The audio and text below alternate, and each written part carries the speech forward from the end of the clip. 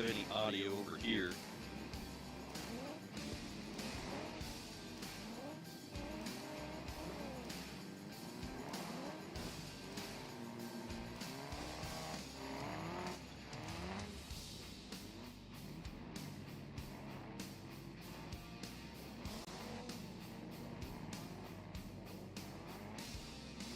So, how do I find it on YouTube? How do I find it on YouTube? Oh, Good Racing.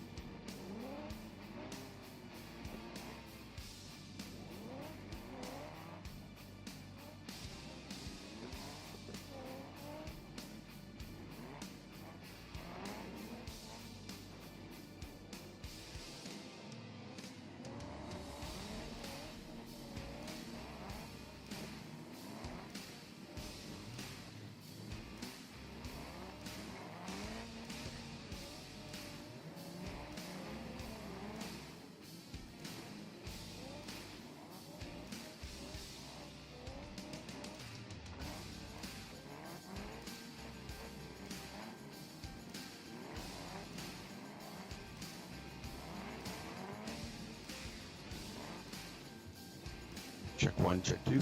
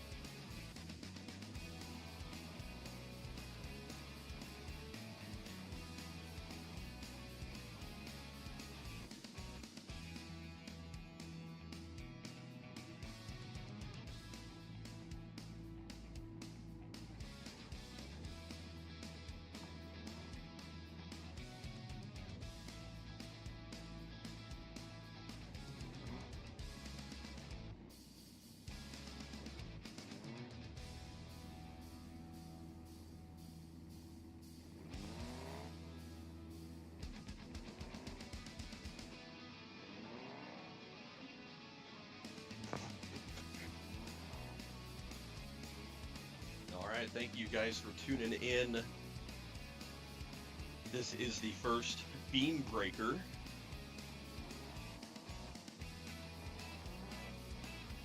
our race director, Caleb Good, is getting all the downloads distributed to everyone. All the teams are logged on. There's 25 teams that will be competing today.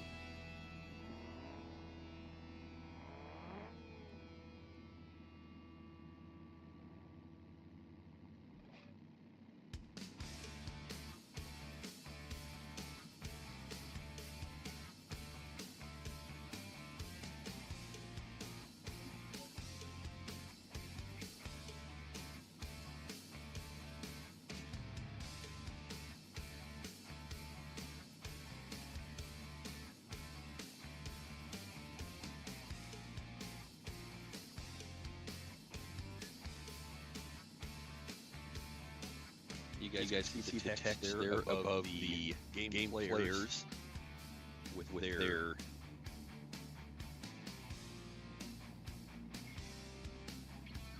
usernames listed above the cars. There are a couple different cars people to choose from for this event. It is based off of the Trail Hero BeamBreaker. Takes place every October out in Sand Hollow, Utah.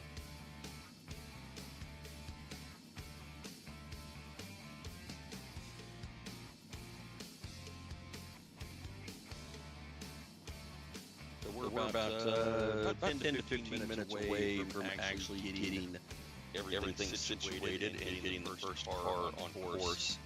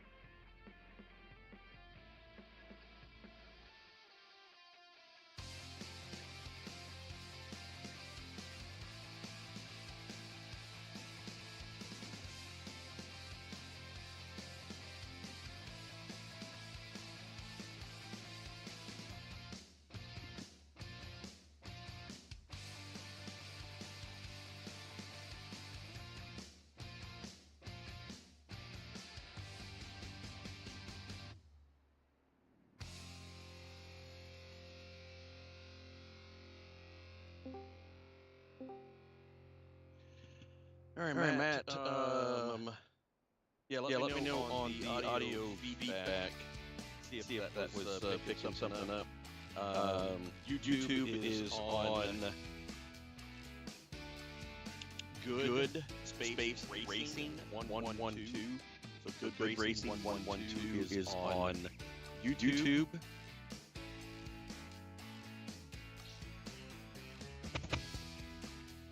I will let me turn off my mic real quick, and I will jump on board on the Facebook and give it a listen, make sure it sounds good.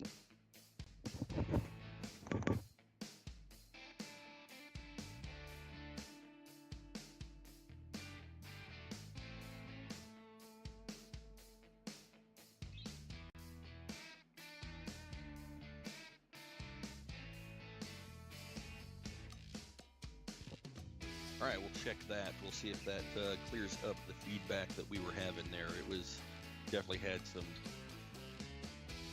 over talking. This is our first attempt using the OBS software. Should be a good step up and see if that allows us to broadcast better both for the BeamNG events as well as the WeRock event.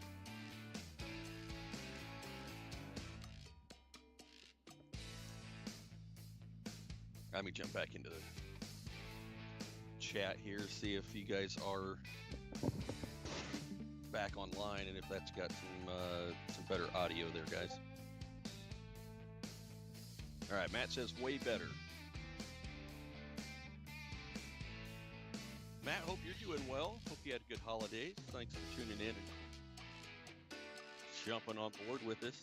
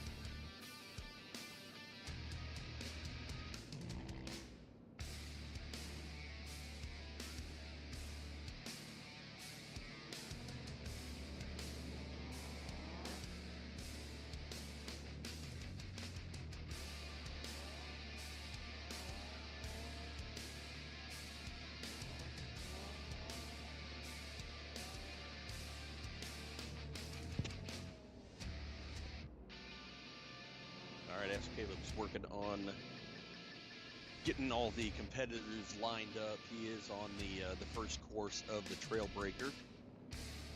They are gonna have the ability to look at the courses, kind of get some different vantage points. That's always the hardest part on the virtual side, is trying to get that reality portion of how steep things really are, and takes a couple vantage points in order to see that. So the competitors have some time to look at that and see what's going on. Anthony, this is a game called BeamNG. It is for PC. And these are some actual, I would say, CAD replicas of virtual replicas of the vehicles. So very, very technical as far as how all of the vehicles work in there. So.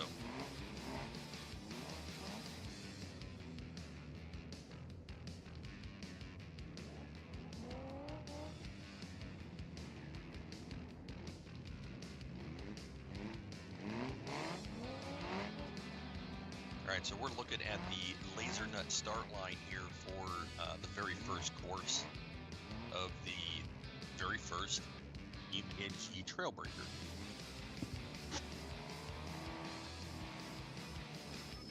There's going to be 3 courses in total, so just like the actual Trail Hero.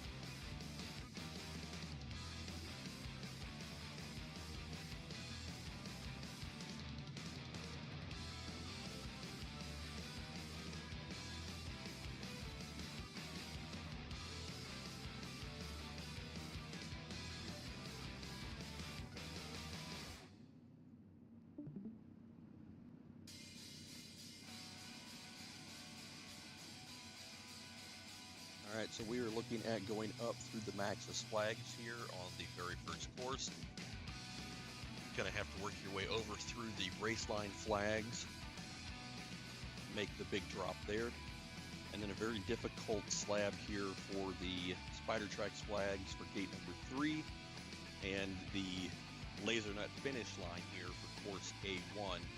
If you touch any of the flags, that is going to be a DQ. Same for the Maxis Pennant that's running along the side.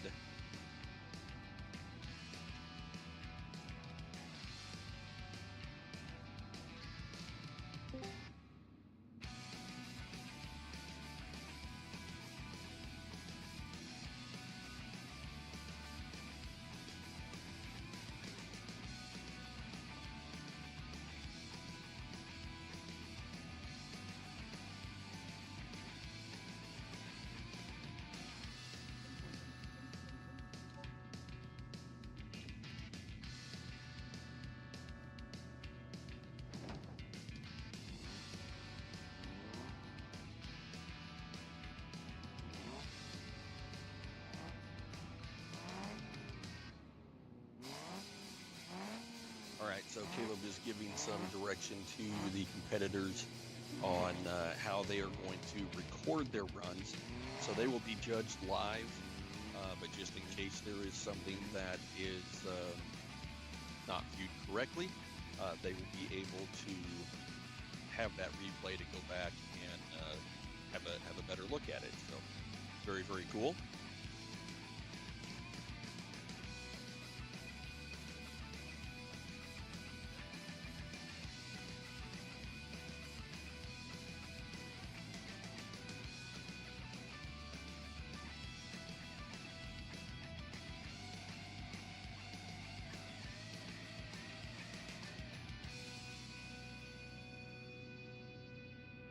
So they're going to be streaming their runs on Discord, and then also recording the run with the BeamNG replay function.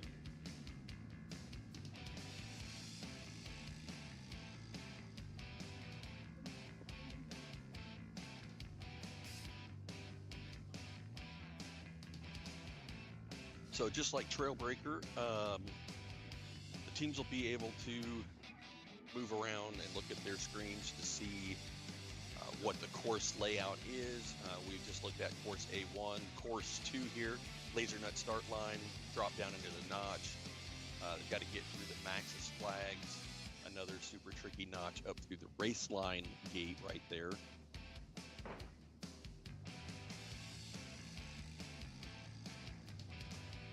All right, so we're going to go up and around and drop down through the spider tracks gate number 3 on course number 2, and then out to the finish lines for the laser nut finish there for course 2. So course 3 at the laser nut start gate here, Maxis flags for gate number 1, dropping down into a notch, up through another V notch, and then gate number 3 for the spider tracks, and then out through the laser nut finish gates for course 3. So there's 10 minutes time limit to run each course. The time is cumulative, so the fastest person to complete all 3 courses will be the winner.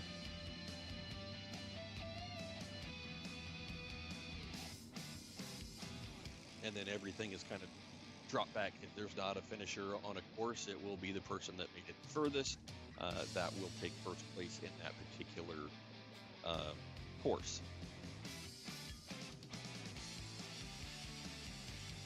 I got an opportunity to pre-run the courses yesterday, and course 1 and 2 were very, very tricky.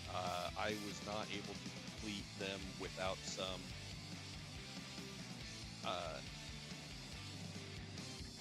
help with Caleb on giving me some information on how to get around some of these tricky obstacles. So I know we've got some really good competitors that are really great at driving virtually in the game.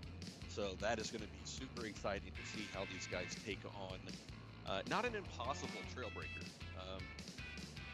It is definitely not the hardest obstacles that we have had the ability to build in this game, but it's something that Caleb thought would be a very difficult challenge for all of our competitors, and very excited to see how these guys take on things. So we are going to start off with the first competitor.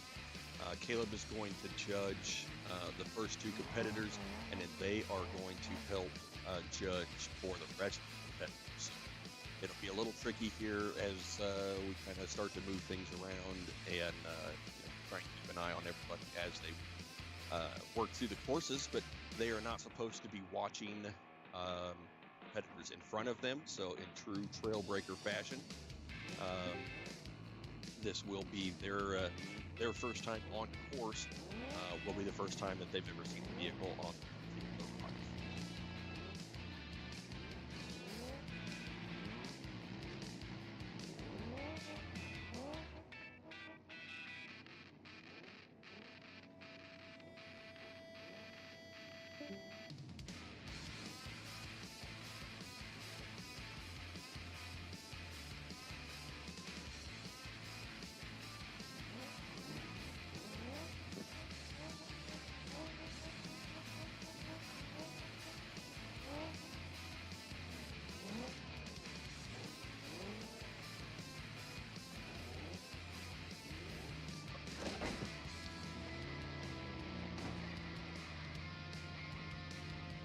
Hey Thomas, thanks for joining us. Hope things are going well out there in Utah.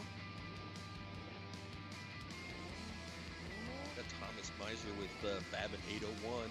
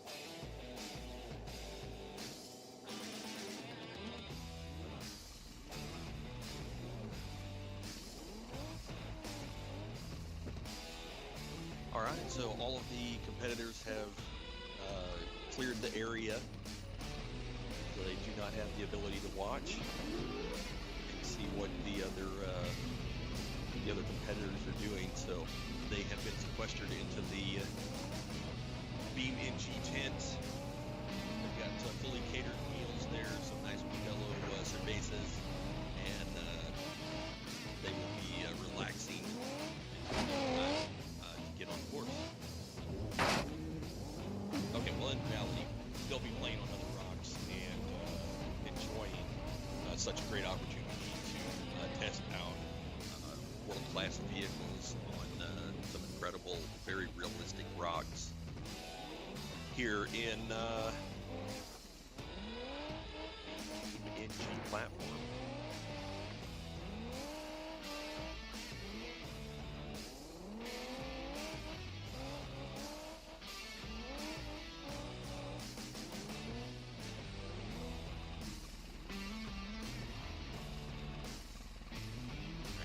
Getting his last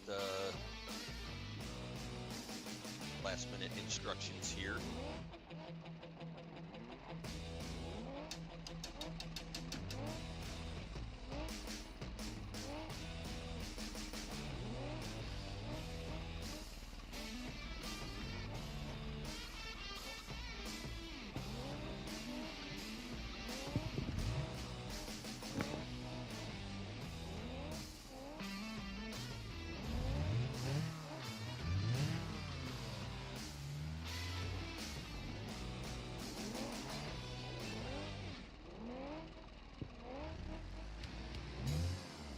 Alright, so the competitors are in their virtual tent, not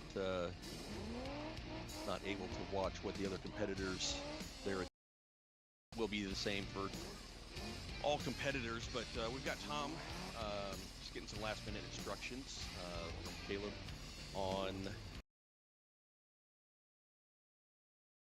so that in case there's any questions they can come back and check that out. So thank you guys for tuning in here both on YouTube and Facebook. I've got chat live. We've got Tom on course going right to the throttle. Typical Tom driving fashion here. Caleb, what's this buggy that he's driving here?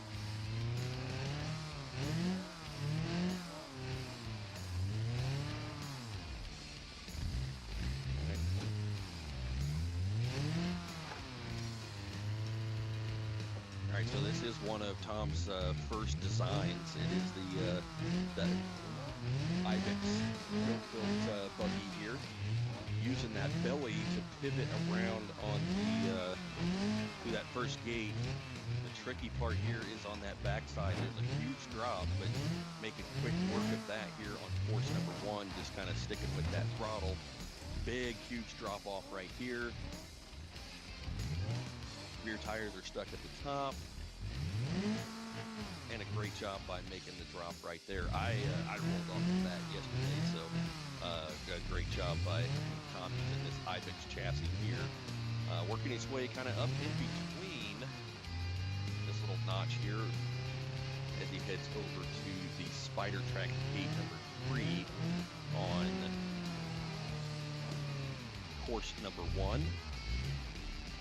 See running those BF Goodrich desert tires there. They're a real stiff carcass tire with a sticky compound rock crawling tread. All right, now if he does touch this flag up here, that will be a DQ for the course, and that will be recorded as far as he made it.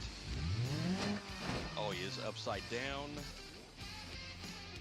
And looks like he's out of bounds over there, so it looks like gate 3 will be as far as Tom is going to make it on course number 1.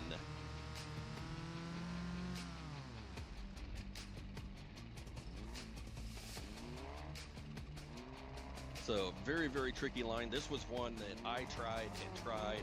I rolled out of bounds I don't know how many times, and I was it finally took Caleb to explain to me how he figured out how to make that line. So it's going to be a tricky one. I think that course 1 was definitely one of the hardest courses as far as the different driving styles to get through. So.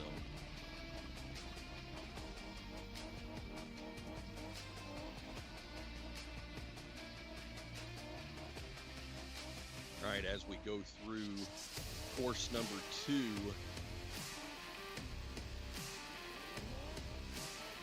gate number 2 on this one is incredibly difficult. I did finish this course. It was definitely not in an orthodox fashion.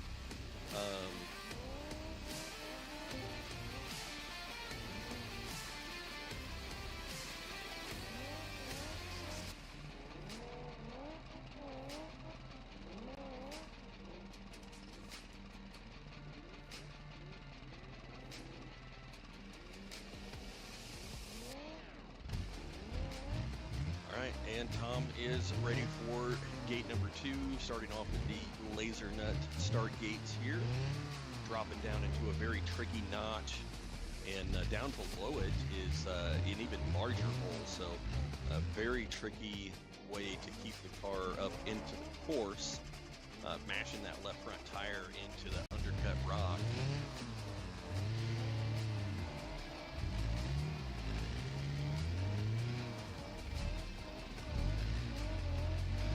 Again, making quick work and just jamming the car down there into the bottom of the notch, letting those BeamBreaker tires kind of crawl their way up through this incredible course that Caleb has designed here.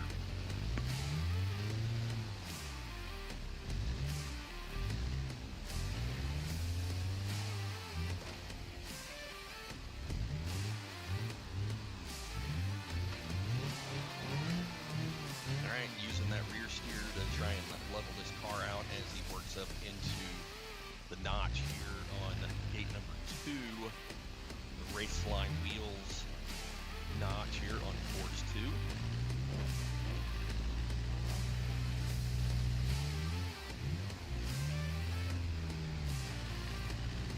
And this one's very tricky with the undercut on the left-hand side. You've got to really use that front, as that left front tire is way down underneath the undercut there.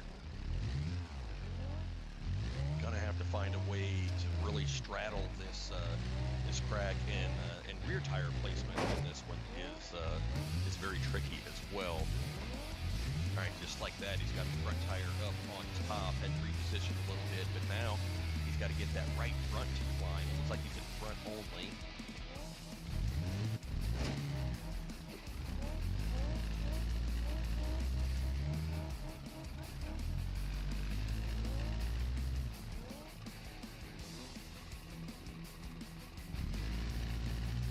Trying to find the right combination here of tire placement for the front and rear, which direction he wants to have the rear steer and the front pointed, going way high up on that, trying to stay in the notch by coming back to the passenger side just a little bit there.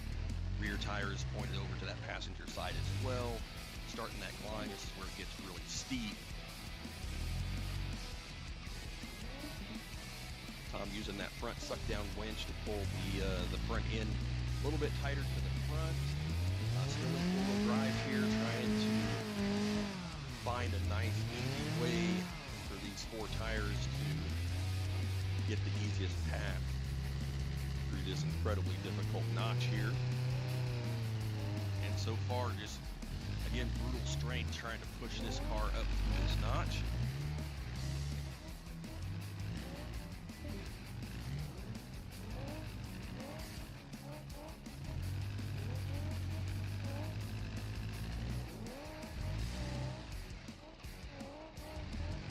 Right, and this is actually the most difficult part of the notch here.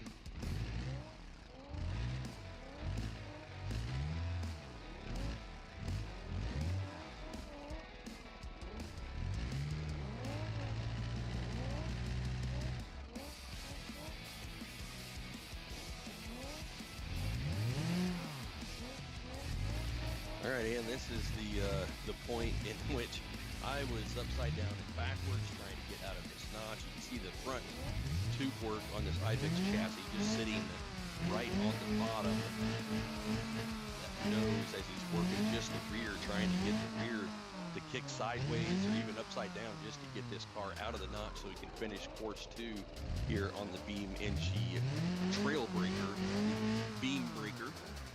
Back to front wheel drive only there, able to manipulate that front end out of the notch just a little bit. Rear wheel drive only, trying to get the car to do something, find some kind of traction back into wheel drive, working the tires side to side, both directions.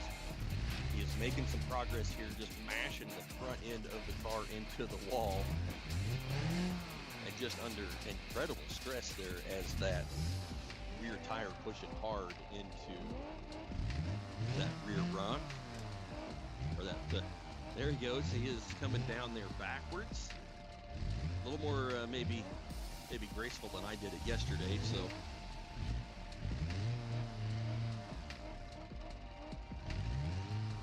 And probably doesn't know it yet, but that actually sets him up well for the next gate here on course number 2. If you guys don't know Tom, he is the designer behind these vehicles in the game. He will take a CAD model or a napkin sketch, and that's how they are able to replicate the actual suspension movements of these vehicles just like they would. Right, Tom's struggling to get out of this notch over here back into rear wheel drive, or reverse, I should say, back in his way out.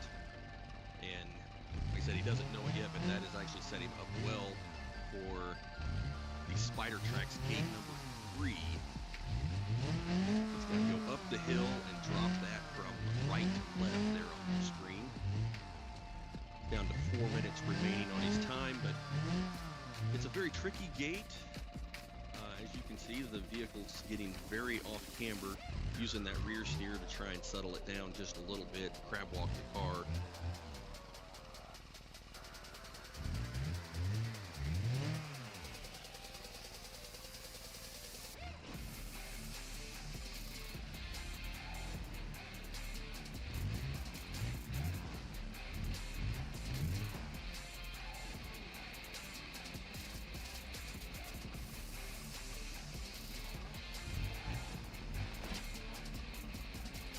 Oh, he's made the drop, but again, that front tube work on the front of this Ibex chassis, it's just it is a bigger car, and getting it through these Trailbreaker courses is going to be very, very difficult. Trying to find some traction with those BF Goodrich tires to just drag that tube work up as he clears gate number 3 and now heading for the laser nut finish gate here on course number 2. So his first course to be completed here in the Trailbreaker event by Tom. A great job.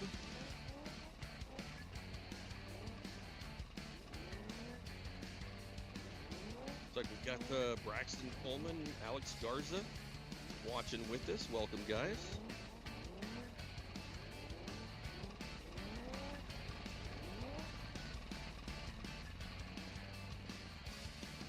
All right, so they've got to drop through gate number 1 on that Maxxis flag, through the race line notch here for course number 3, up through the Spider Track slab, and out through the laser nut finish line. So that will be course number 3 here on the last course for the BeamBreaker.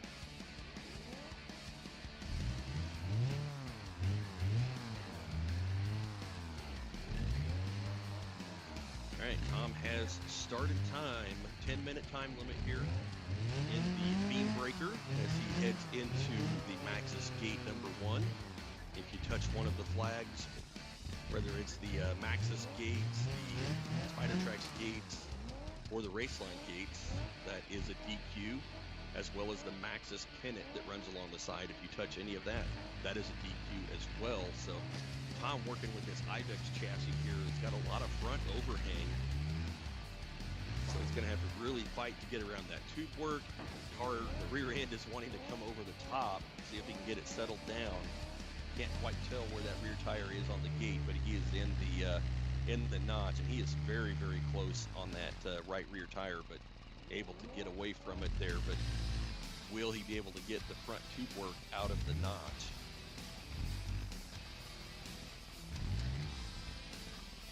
Doesn't give him a lot of room to back up, unfortunately.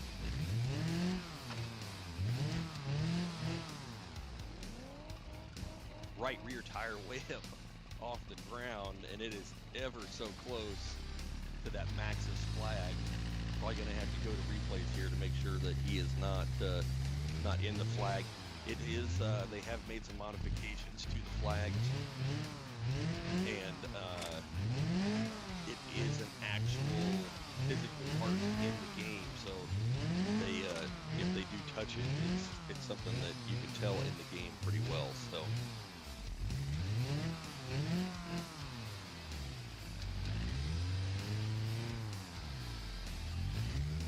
There we got Charlie Melchner on board, and Jacob Reeves joining us here for the first BeamBreaker in BeamNG. Got Tom on his third course as he has completed course number 2.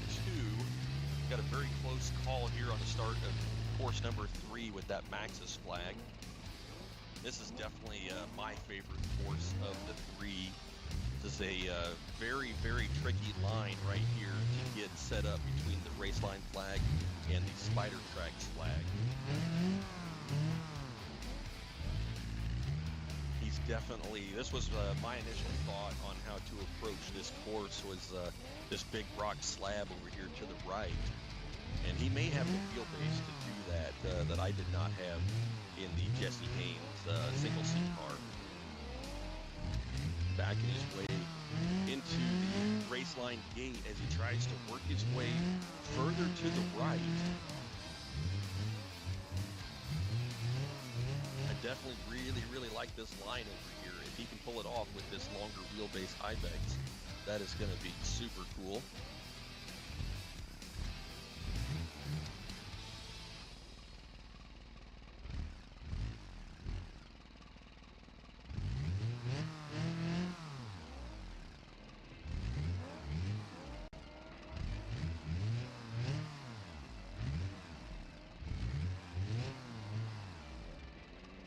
Tom using that rear steer, trying to push those front tires up, find some traction. Don't know if he'll be able to pull this line off over here, but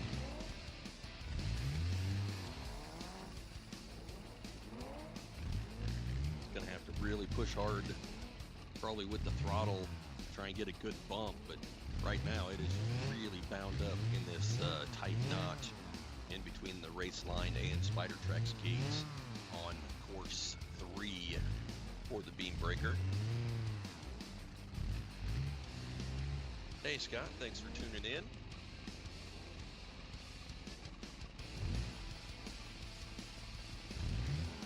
Just a great application for the BeamNG platform here. Just like in real life, it's very difficult to watch all those cones when you're doing technical rock crawling, and this Trail Hero, Trail Breaker style event, definitely much easier to keep an eye on the flags, as the obstacle is what sets the difficulty here. So it looks like he has broken off the left rear knuckle, has completely off of the car, so it just shows you how tough this notch is here on course A3.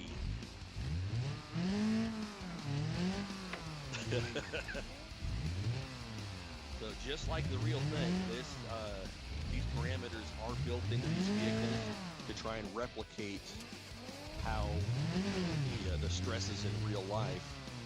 Right now he has got a dead corner trying to drag this car back up into towards the finish gates here on course A3.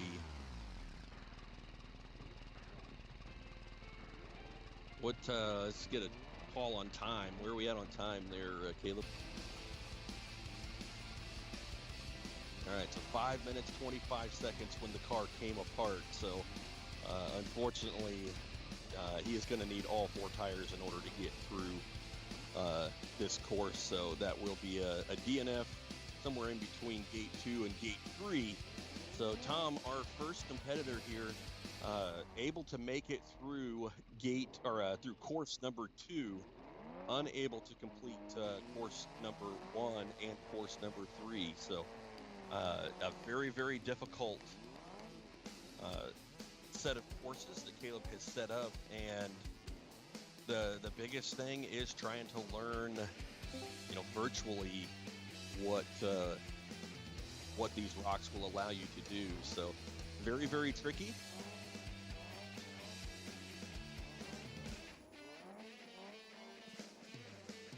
All right, so we've got our next competitor. We're looking for Anthony to start over on course number 1.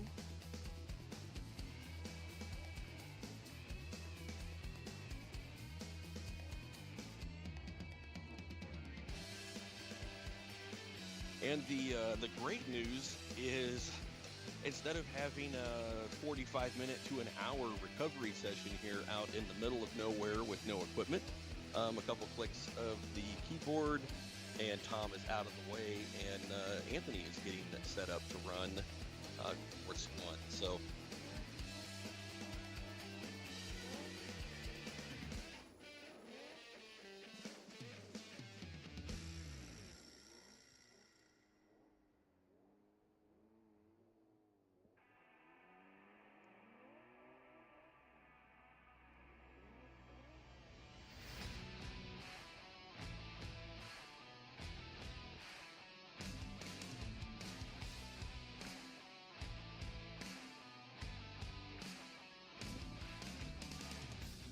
all right, so we've got Anthony's car loaded in for course number 1.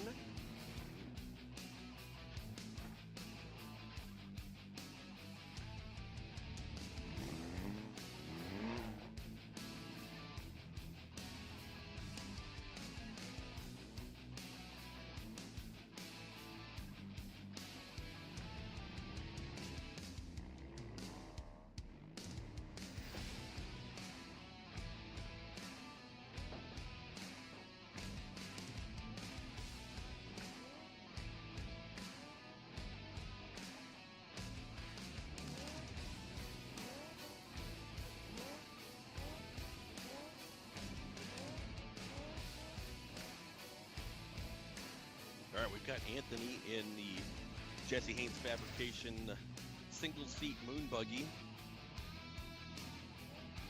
No panels on this vehicle.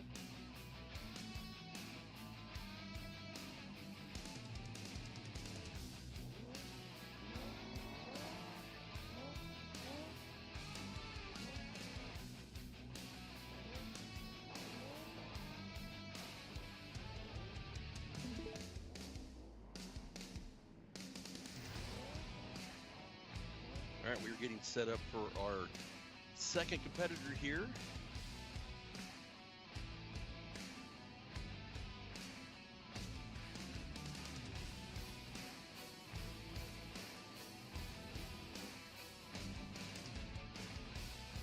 All right, Anthony out of Pennsylvania.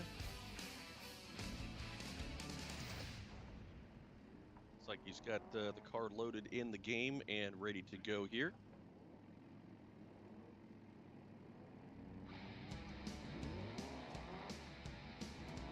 Got some super cool white letter BFGs and immediately attacking the Maxxis gate.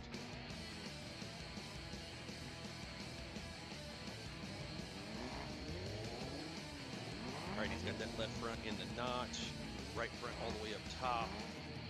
Using that rear steer to try and get the rear tires in the notch right there.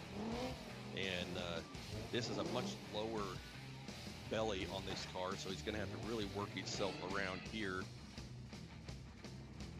trying to manipulate those rear tires to get around that right hand side Maxxis flag. It just takes a little bit of work to get the tires in position to drag that belly around on that left hand driver's side. Huge drop off here on the back side and absolutely no room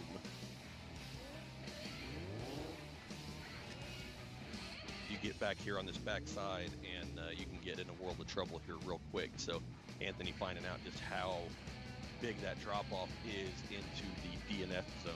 So hopefully he can get this car backed out of here. Looks like he was trying to just go with a front dig and try and burn the front end up back on top of the rocks and around.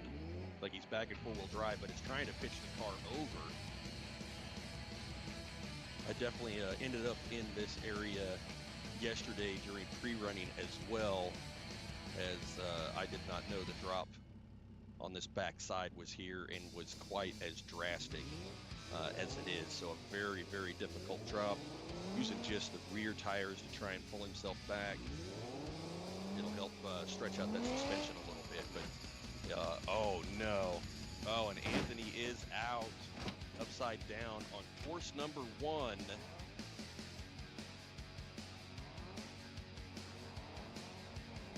All right, so we've got Tom and Anthony. Tom is judging course number 2. Anthony is going to make his way over to course number 2 as he has DQ'd. Second competitor to DQ here on course A1.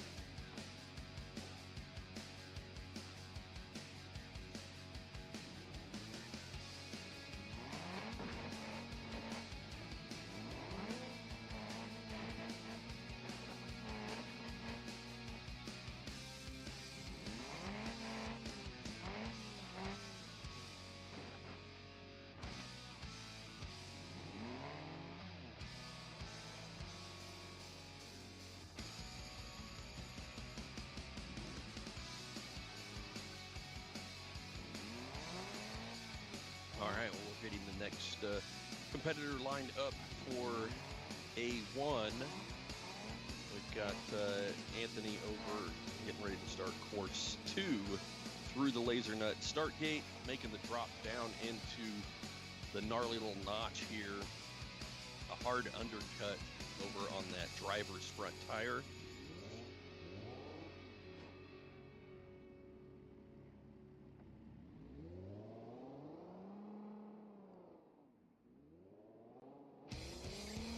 Jump back over to get our competitor lined up on course A1 here, trying to get that situated while Anthony's working on course 2.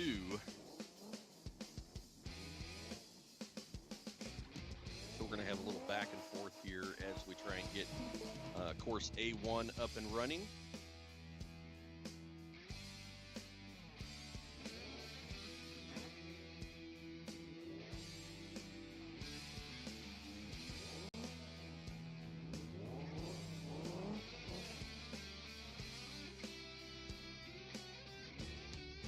You guys over on the YouTube side or Facebook side, let me know that if the audio and everything sounds good, if we need to make any adjustments, and we can make some adjustments here on the back side for you. Anthony working his way through that notch over on A2.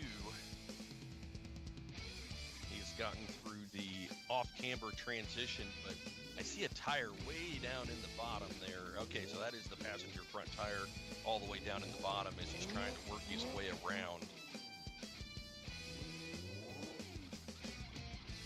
And this is just going to be a trial and error to kind of just beat these buggies through here. So, thanks, Charlie.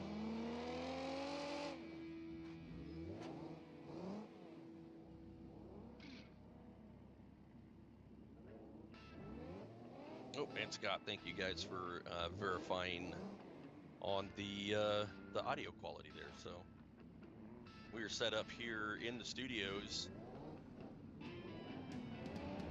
the Good Racing Maps studios here in Kansas City.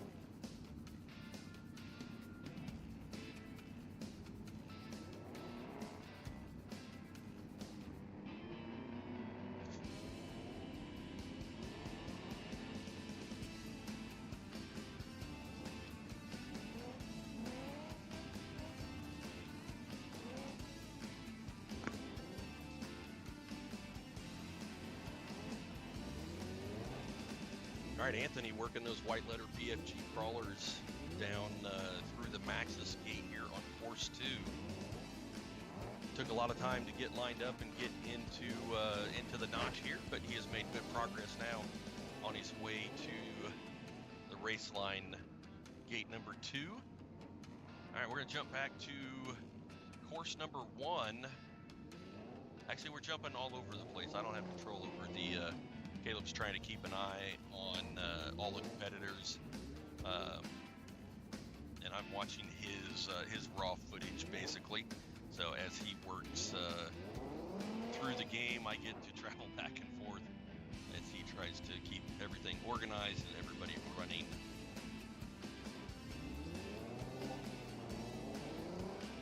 All right, so Anthony's got the front tires up into the notch, trying to work those BF Goodrich tires for the rear, find some traction back there. He was able to get them straddled in the notch for just a second there, but not enough traction to pull that Jesse Haynes Fabrication single seat car up through the race line gate here on course number 2.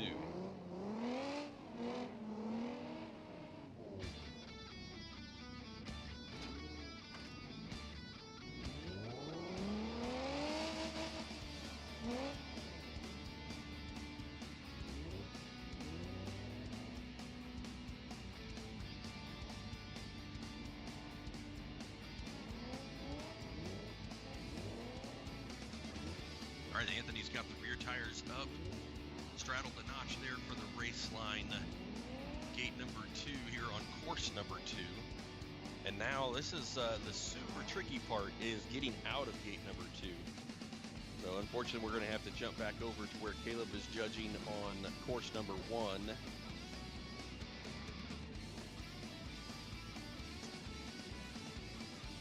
Waiting for the all clear.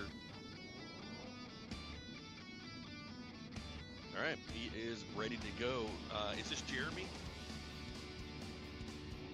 Reckless Racing. He's got a lot going on in his headset as well.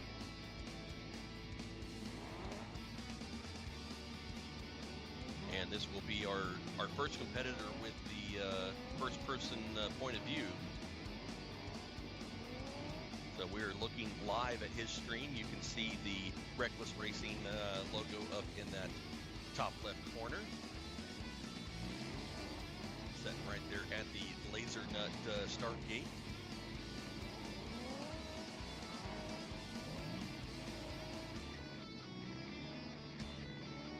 All right, so time has started. So it is a pair of flags that he's going to have to work his way through as he backs down.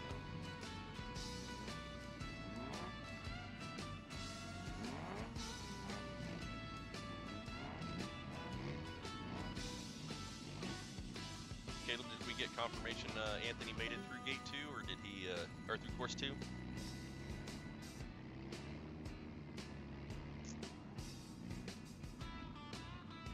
All right, Anthony DNF course 2. That's the only course that Tom made it through, so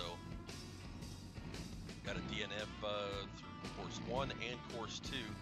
Back here on screen with Reckless Racing in that first person point of view, trying to manage this as if he was in the car. It's a very difficult task, a lot to take in. And you don't really have that feedback of the seat of the pants feel when you're in the video game, so.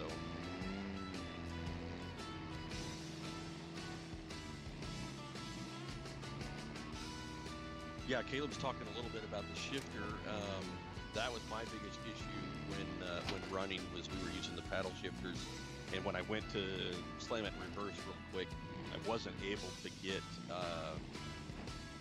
that transition made because I had the steering wheel upside down. So Caleb's got a shifter that he has designed. It is a copy of the actual shifter that's in this Jesse Haynes Fabrication moon buggy that Jeremy's driving right now. So very, very cool setup, and it just plugs into the USB. I'm still working on a couple of issues with the programming, but it is an exact automatic transmission shifter that is pretty much a replica of what is in this particular Jesse Haynes car that we built.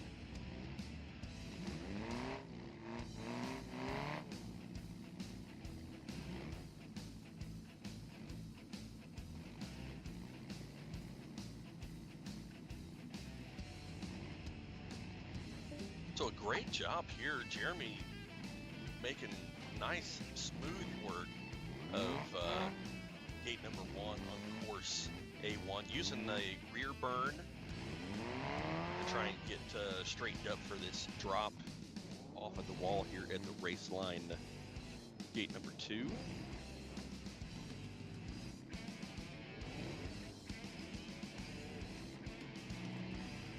And a very tricky gate to drop down forwards, but he is able to make that happen immediately into a front burn, get the car turned sideways away from that Max's banner over there. And then this is the trickiest gate of course number 1.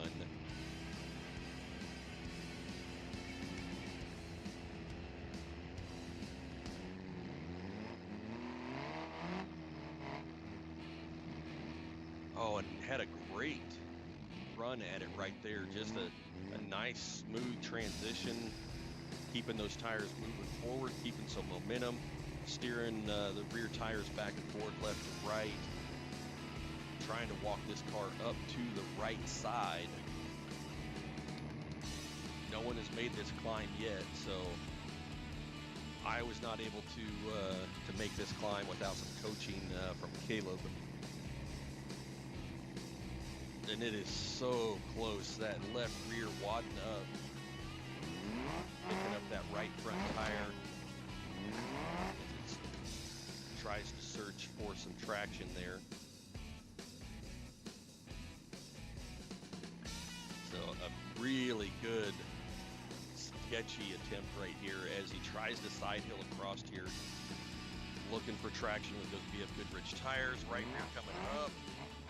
Oh, a little too much throttle to save it, and out of bounds, unfortunately, for Jeremy. So, same place that we saw Tom make it over on course number 2. So, he is now headed over to course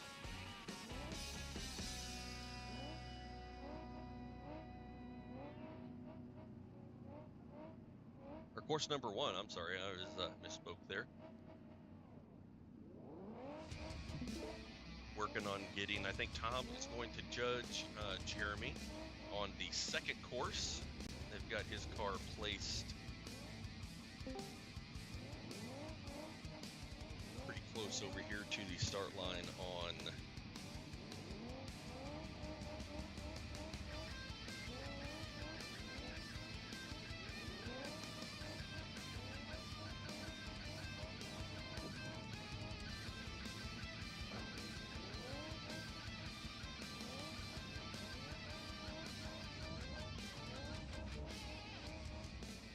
got an overview here of the course layout.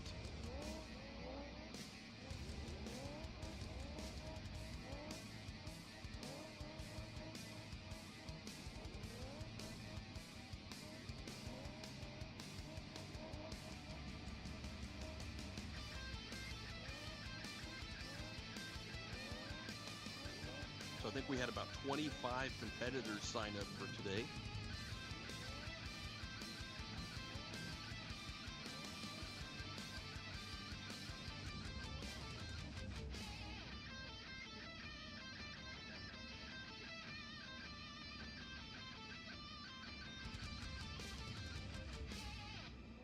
It says we have lost Facebook.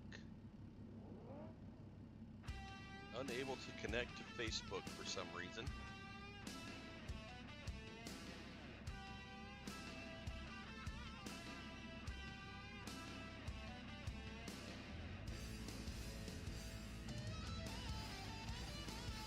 I wonder if I should turn it off and back on.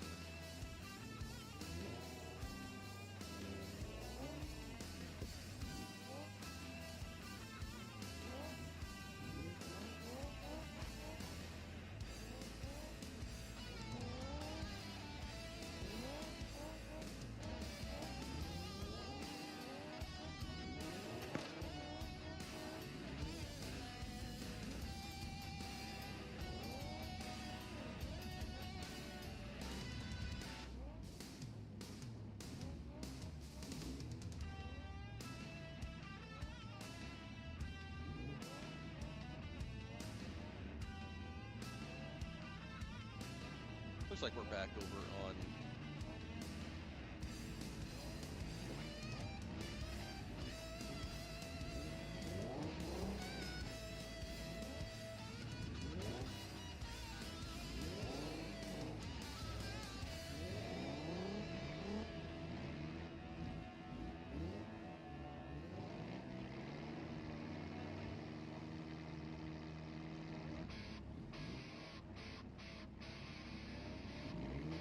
I'll go ahead and turn it off and back on.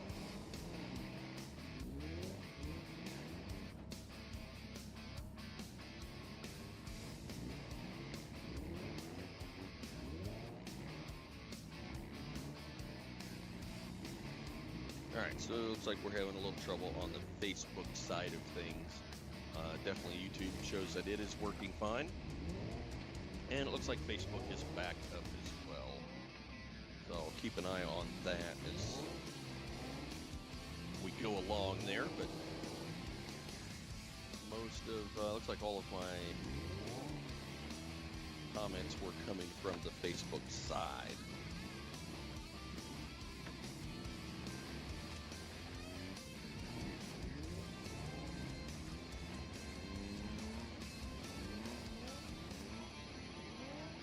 I'll monitor the YouTube side over here. So, all right, we are on course with Anthony. He is in the notch here, making his way through gate number 3 on the Spider Tracks course, and trying to use just a front dig. This is kind of one of those places where the max drive would work really well, but got that front end to pop up. Back in the front, front-wheel drive only as he pitches the car over to the right-hand side.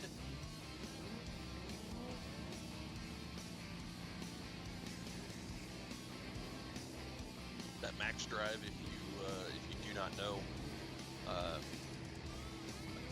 great way to kind of feel the feather, the overdrive for the front or rear tires.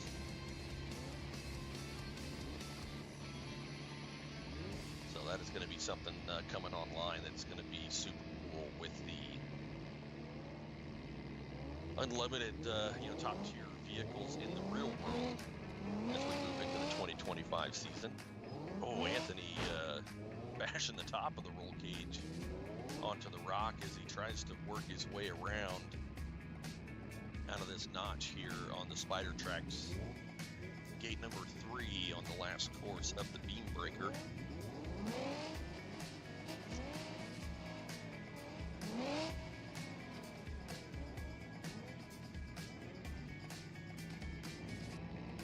Starting to do some damage to that engine, as you can see some of the smoke getting in there from being upside down for just a second.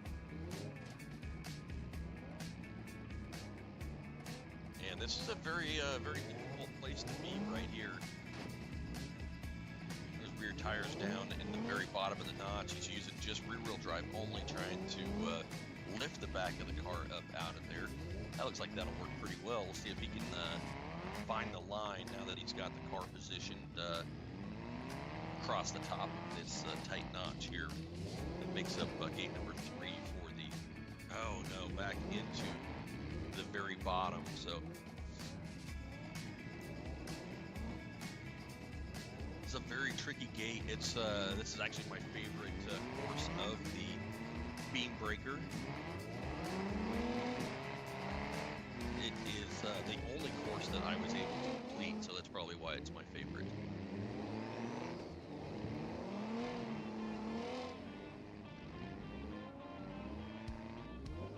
All right, you got 5 minutes left on Anthony. All right, hey, that looks like he's in a really good spot there, teetering, left front, right rear hanging. That's kind of what this obstacle is going to need.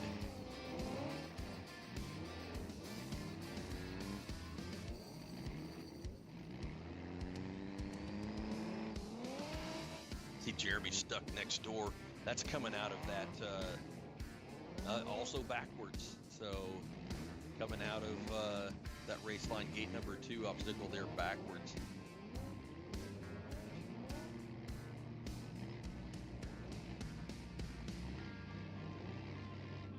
no. Pitches it sideways over in the on the side as Anthony works on the race line gate over on the right-hand side. So got side-by-side action. These courses right next to each other. Got Jeremy with Reckless Racing over there on the left side. And Anthony over out of Pennsylvania. Where's Jeremy out of? Is he out of California? Oh, Washington. All right.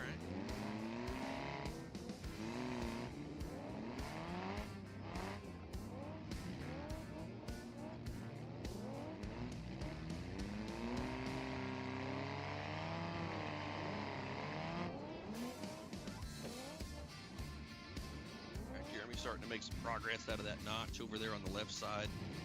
Anthony's still struggling, trying to get some kind of traction over here.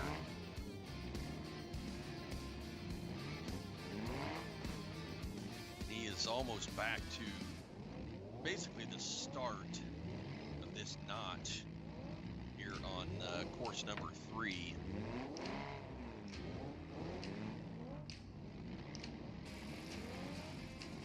He's over there kind of on that line that we saw Tom come through on the very first section.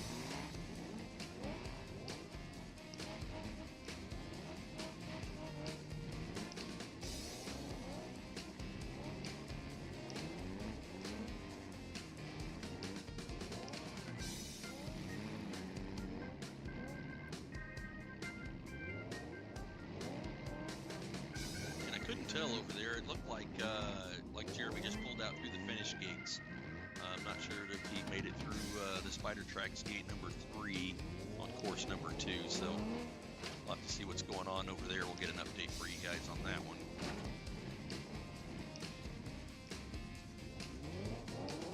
And Anthony is just in a world of hurt over here in this notch in between the race line and Spider Tracks flags.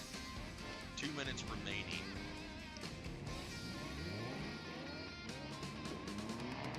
At this point, with 2 minutes remaining, that he's just going to end up, he didn't have to repair the car and then pushing a button, so it is just going to be some full throttle attempts, I would assume, for Anthony as he tries to get repositioned, backing all the way through the race line gate, trying to get lined up for one more attempt here at the Spider Tracks gate number 3 on the last course, number 3 here of BeamBreaker.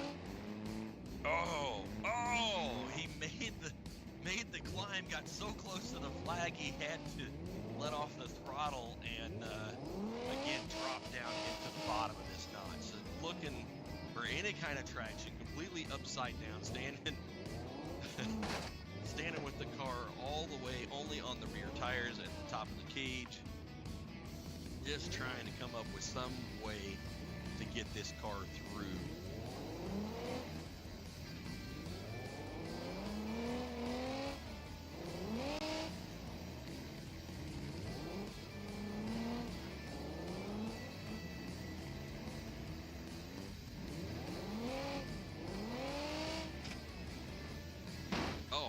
Completely upside down now. He has driven the rear tires up on the wall, smoke starting to pour out of the engine, and he is just going to try and hammer on this thing as he's got seconds left to try and get out of here.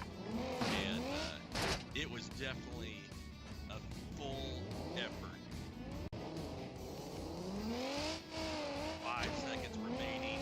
4, 3, 2, 1, and time for Anthony. He just could not buy himself a line out of that notch on the backside. He was so close on a couple of attempts there, but just couldn't pull it off.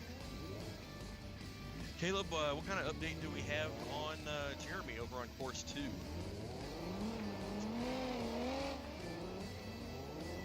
Caleb doing some scoring right now. Anthony has completely broken the left front off of the car, so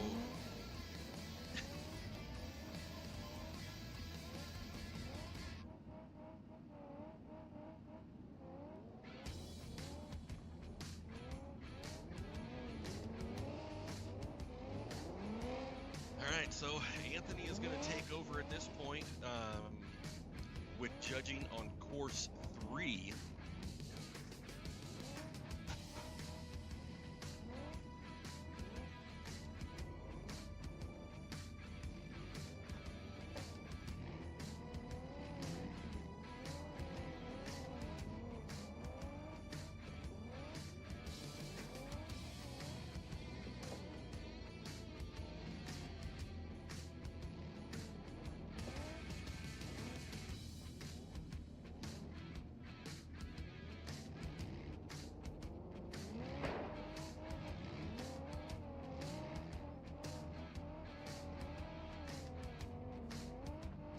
All right, so as Caleb gets the scoring situated and trying to get Anthony lined out to judge.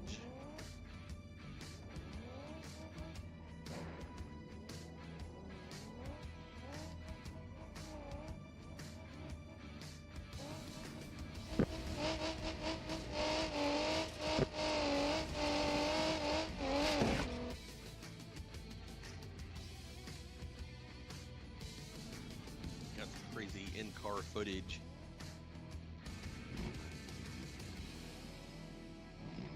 I believe that was Jeremy getting lined up for course number 3.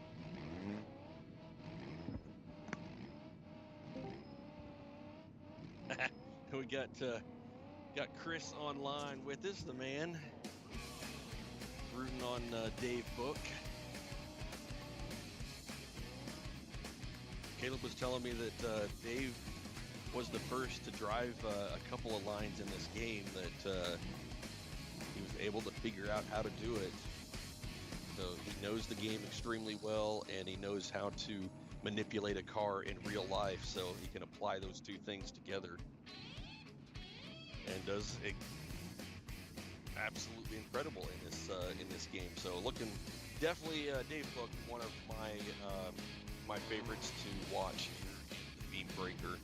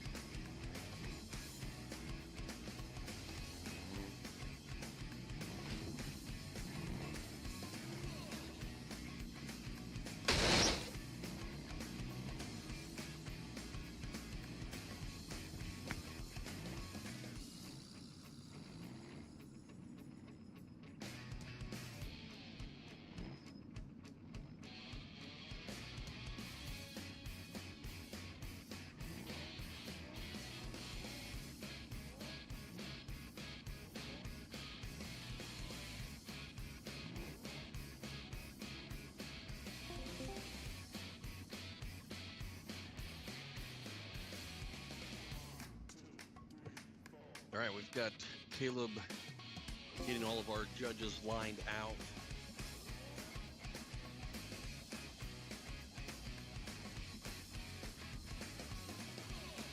Here at the Good Maps studios.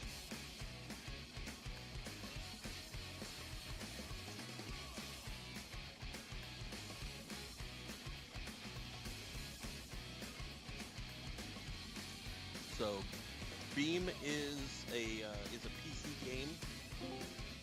It does take a decent amount of power to run this. It is a soft-based physics simulator. So Caleb's done a great job learning how 4-links work.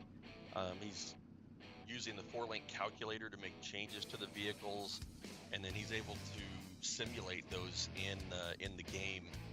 And so he has been able to learn a lot on how suspension geometry affects the way the car handles, and very, very cool on just all of the effort between Tom and Caleb and everybody that has put in the effort to bring these cars to life here in the virtual world.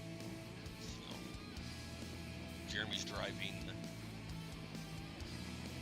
our old Jesse Haynes fabrication car, pull the panels off of it.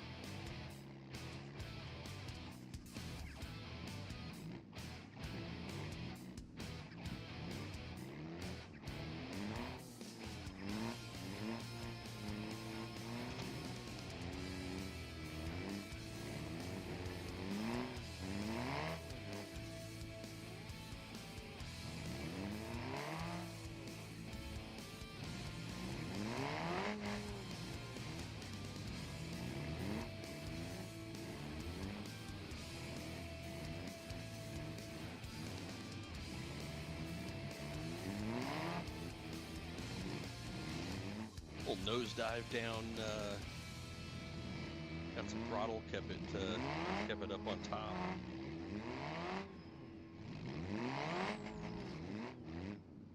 Kept it rubber side down there, so we'll see how that goes.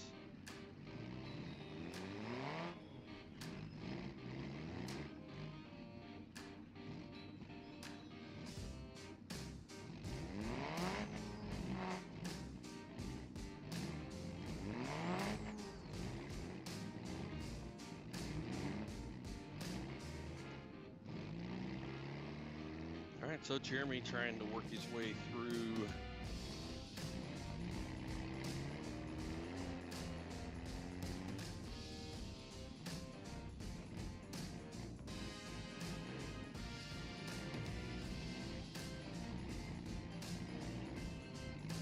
jump over here on Facebook.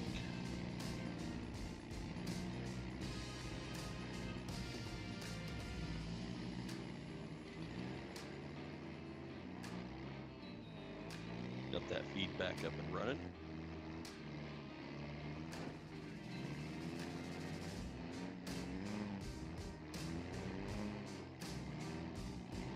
All right, Jeremy working his way through the race line arch, trying to find a way to straddle this. The biggest issue here is coming around and getting lined up into the notch back here for the Spider Tracks gate number 3.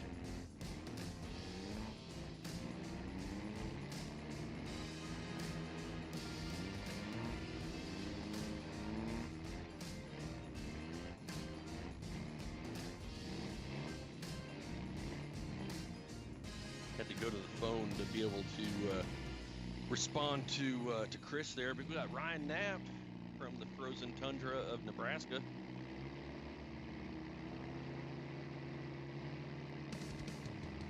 right, Jeremy, way over on this right-hand line. We'll see if this can be done. This was kind of my initial thought as well, was that this is the way that that obstacle should be ran.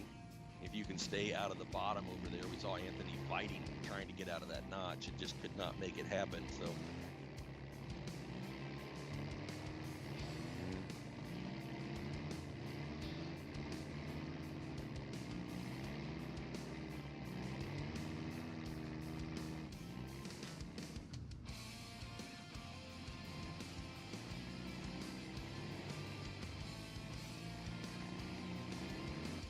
all right, we'll see if he can, definitely saw that right-hand line, the car wouldn't stick over there. We'll see, he's got that right front bound in there.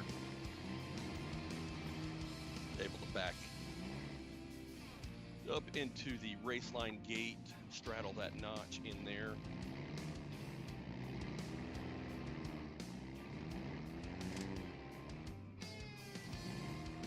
See that torque bind pulling that right front tire up off the ground as it leans over into the wall, trying to find some traction with those BF Goodrich tires here.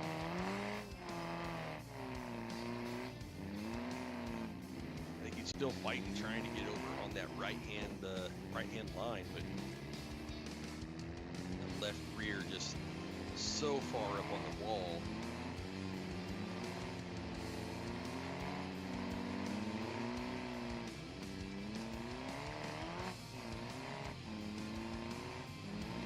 Thanks for jumping back up on the Facebook side of things there.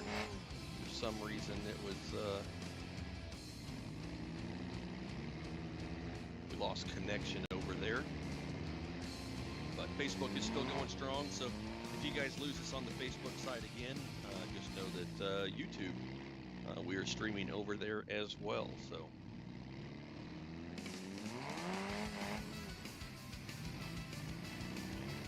in order to find that, Caleb space, I believe it's Caleb Good 112 will get you over to the YouTube channel.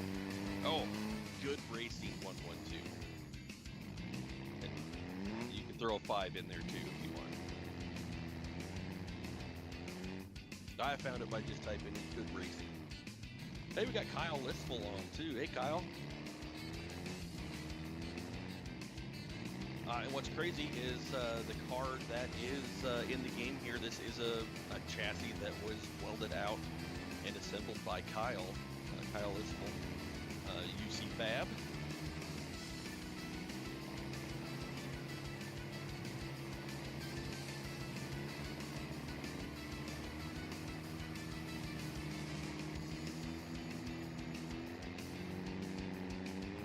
And looking good, Jeremy's. Oh man, I jinxed it.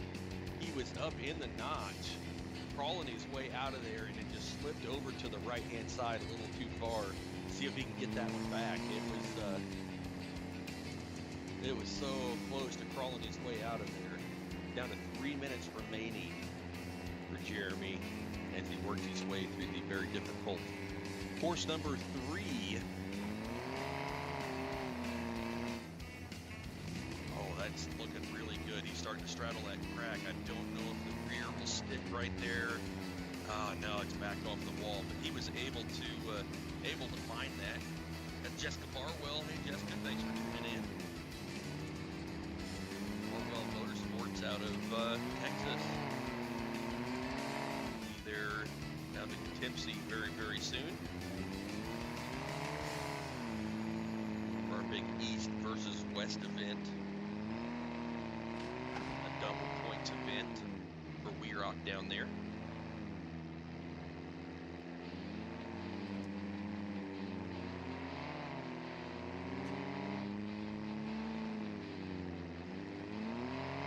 All right, 2 minutes remaining for Jeremy as he fights to try and find some traction here on this Spider Tracks notch. Oh, he's going to get down in here where Anthony was. We'll see if like he's still in, can't tell if he's in four-wheel drive or rear only here. Trying to reposition this car.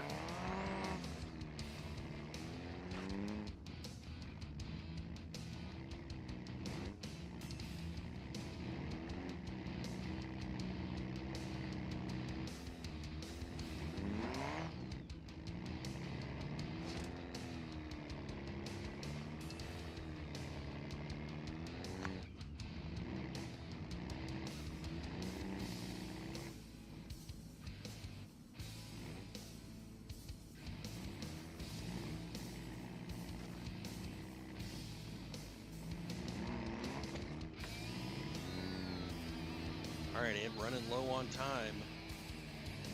Trying to figure out a way to just jam this car through the notch here on the very first BeamBreaker on the Good Maps Patreon server. So in order to get into the game, you do have to subscribe to the server here, as Jeremy's getting the 30-second call. Standing there to car up on the rear tires.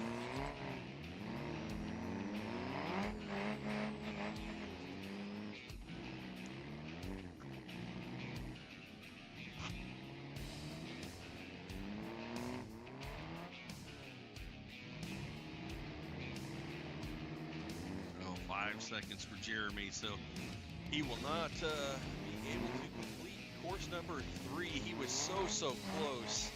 Definitely had the line there a couple of times and just couldn't pull it off. So I am super excited. I believe we've got Dave Book over on course A1. So I'm excited to see what he has in store for these courses.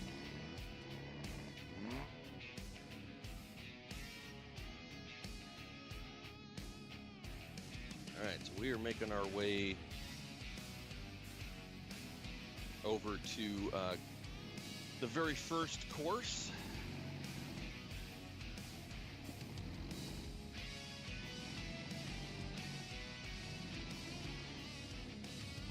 All right, Portal 18517. Who's all right, that's Dave Book right there, working his way into the race line notch of the second course in the BeamBreaker. And this is where things get tricky, is on this particular obstacle. I don't know that anybody has come out of here forwards. It's usually I was somehow upside down backwards, and I don't know how I got out of here. It was something that was pretty crazy. But right now we're showing Dave Book at portal 8517 as he's working his way through the notch on the race line gate for course 2. Super excited to see Dave out here doing what he does in real life virtually. He is working real hard to get those front tires up, and he is the first one to come through this gate facing the correct direction. So very, very cool, and knows how to manipulate a car both virtually and in real life. So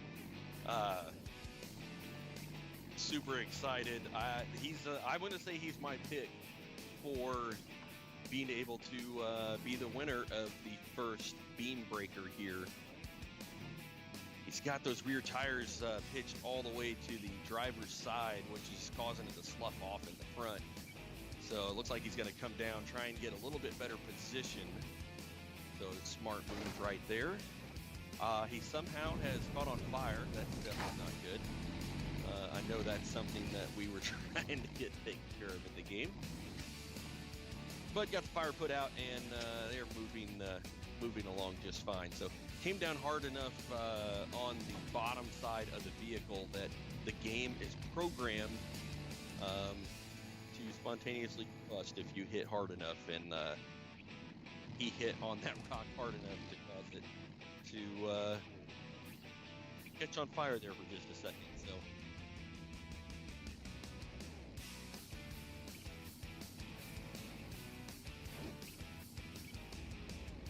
all right, Dave's got this car turned around. He is backing down through the Spider Tracks gate, keeping all that weight that is in the front tires on here nice and high up on the obstacle. He's got those bypass air shocks on this car.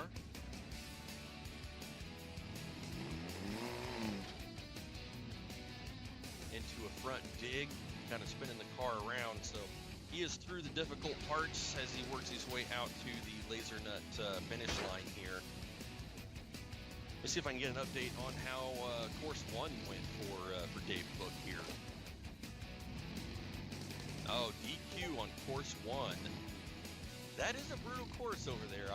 I DQ'd that yesterday myself, so it's super tricky. I won't give away the way to run it just yet, but you got to go to all the tools in the toolbox to get through that one. I will say that.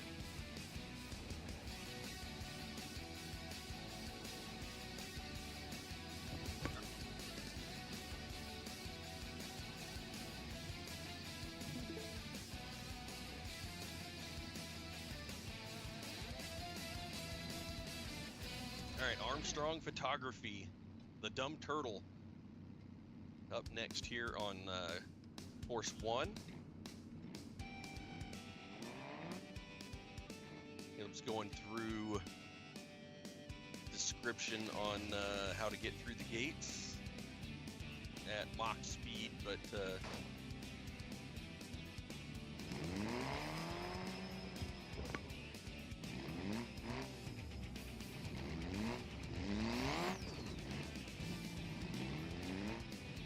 all right, we got Talon Armstrong in the Dumb Turtle here, working his way very quickly up through the Maxis gate. Again, the bottom of the car hitting the rock hard enough that causes a small inferno.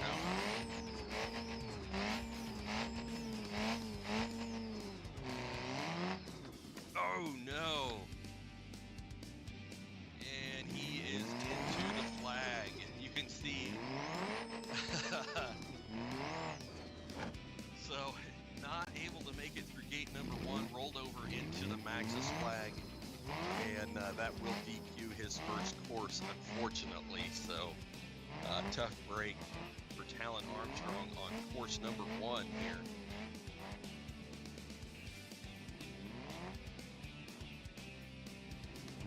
All right, so he is headed over to course number 2. He's crashing into another flag. You can see how those are programmed into the game. They're an actual feature of the game, so it kind of gives you some feedback on you know, when you do hit those flags.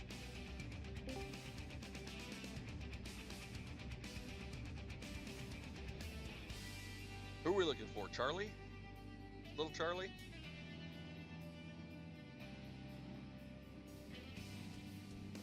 All right, we're looking for little Charlie. So if you're around, we got Jacob Reeves back on with us on the Facebook. Again, for some reason, we had some trouble with the live stream on the Facebook side. But if you go over to Good Racing 112 on YouTube, you'll be able to find the live stream over there. So just in case, usually a little easier streaming over onto the YouTube platform.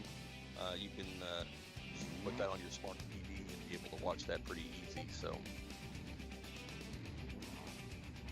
yeah, Good Racing 112 on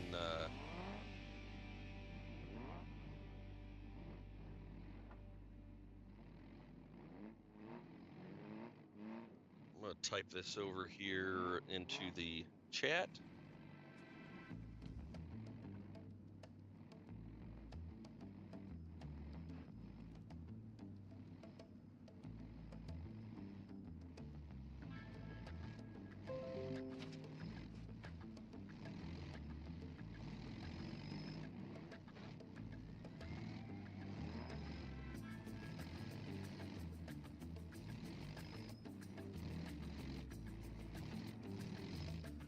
So much easier to just sit here in the Good Maps studio and nice cold beverage, watching some rock crawling.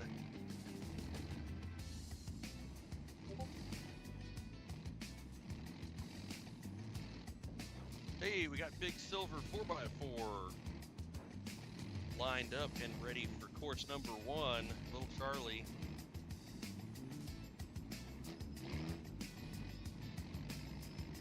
Got to meet the Melchners a couple of years ago out in Baghdad, Arizona for our season opener, and just a very, very cool team, and typically I will say that it is the parent that is really pushing the competitive nature of the teams. And not so much in this case. It is Charlie does a great job of keeping little Charlie kind of calmed down and moving along. So it's great to see the drive that little Charlie has. You know, he wants to do well in anything that he applies himself to. So, all right, getting ready to start the 10-minute timer here.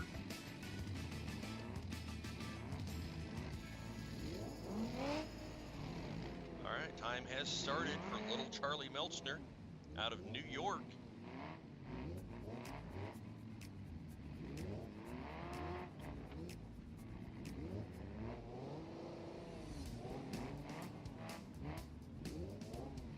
All right, making quick work here. Pushing that car around. He's up here where he's going to make contact on the driver's side bottom, that rocker panel on this Jesse Haynes fabrication machine.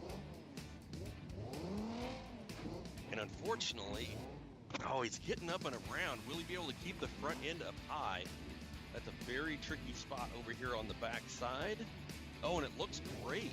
He has got the front tires in there extremely well. Able to stay away from that big drop on the backside. Looks like he's going to use the weight in this car to his advantage as he turns around. And he is going to position this car to make the drop in reverse. That'll make it a lot easier.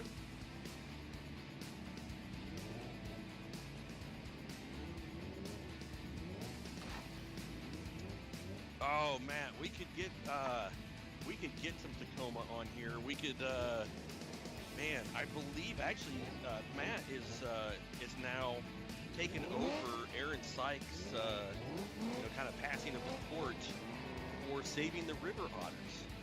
So if everybody also wants to send Matt Bodecker a happy birthday message today, it is his birthday. He is finally able to drink. It's 21st birthday. So yeah, and also if you want to make a donation in Matt Bodecker's name for the River Otters, they definitely, their habitat is always on edge as to whether they're going to be able to make it out there in the wild. So get out there and support the River Otters and make a donation in Matt Bodecker's name. Unfortunately, little Charlie ended up upside down and out of bounds on the third gate there for course number 1. So that will be the end of his run with the DQ there. But very quick work of the first and second gate for little Charlie as he gets lined up for course number 2 here in the BeamBreaker. Based off of the very popular trail hero, Trailbreaker.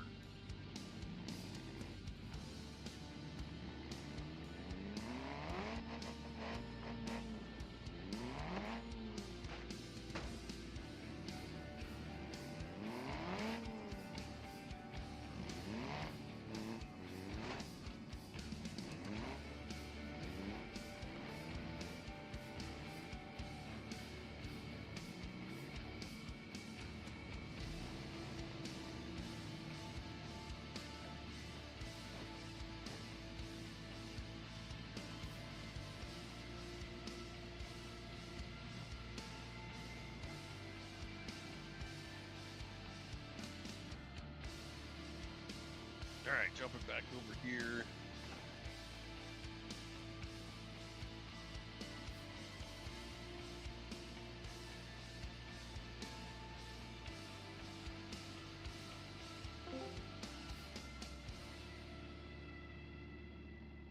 Rattle Rock, that's going to be a East Coast team.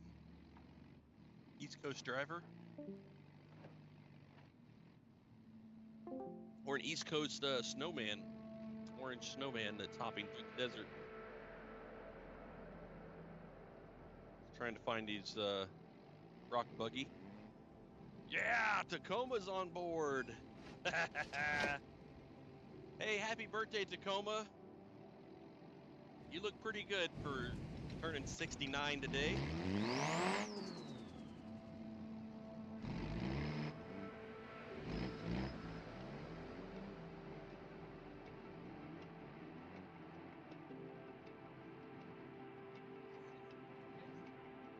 Tacoma, you're pretty cool too. We need to get Tacoma on board.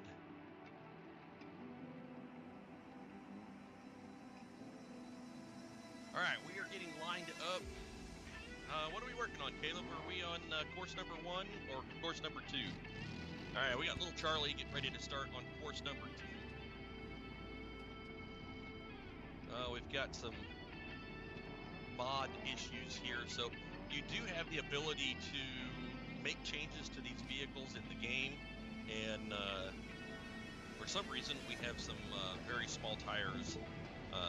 Whatever mod has been made to the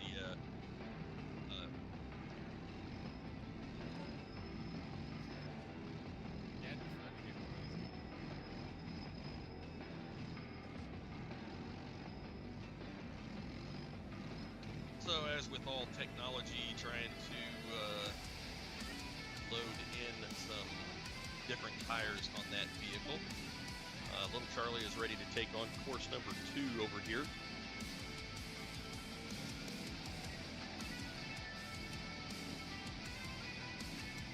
So you guys can judge this one? I'll see if I can get an update on David Book as well. See how his last course.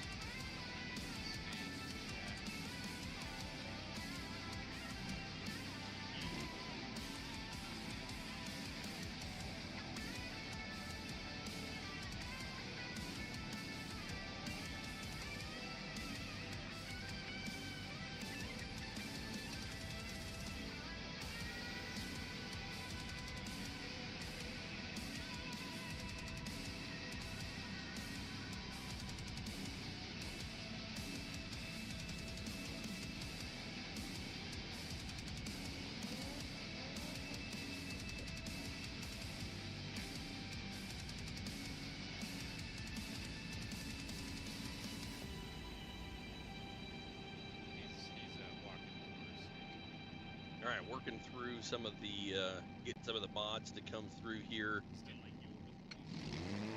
Who is Yeah, just course boundary and mark any banners. Can't touch. Go out of bounds. You're out. You touch banner. Flag. So lots of different mods available in this game, and trying to get those to sync up. Looks like it's becoming a little bit of a challenge here.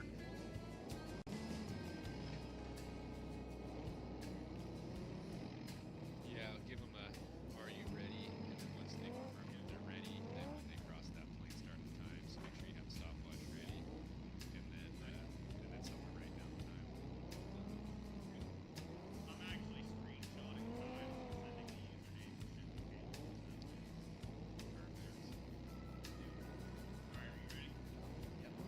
All right, so we've got the tires to load correctly so that he wants to run in the game.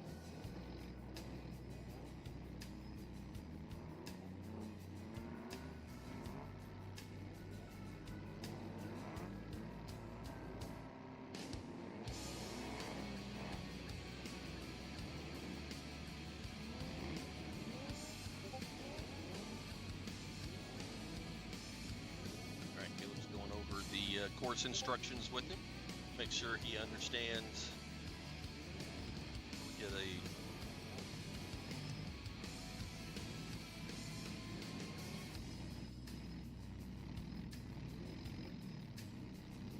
some pretty cool panels on this this buggy.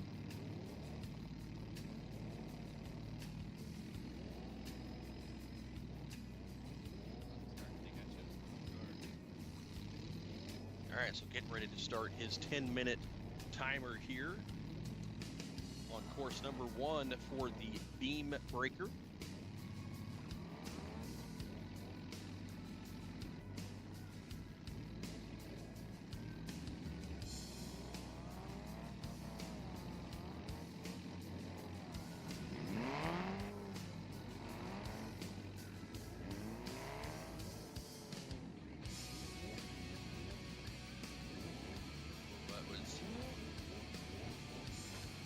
Really close to touching the flag right off the bat. Trying to get repositioned here and get those front tires to climb up over this breakover rock. Get those rear tires pointed towards the driver's side. It's just going to want to cause it to push off. So a very delicate balance of making this car climb up through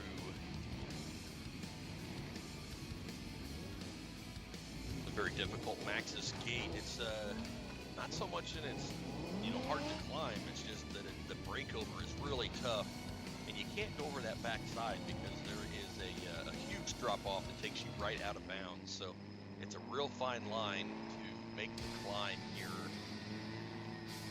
over the breakover part. You can see those bypass air shocks flexed all the way out on the driver's rear.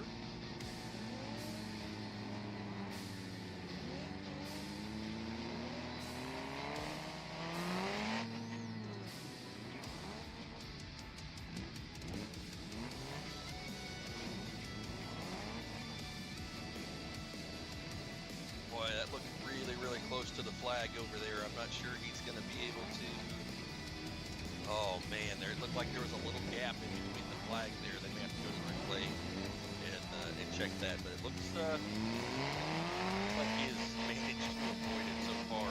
But just a low belly on this car and trying to get that front suspension to drop out.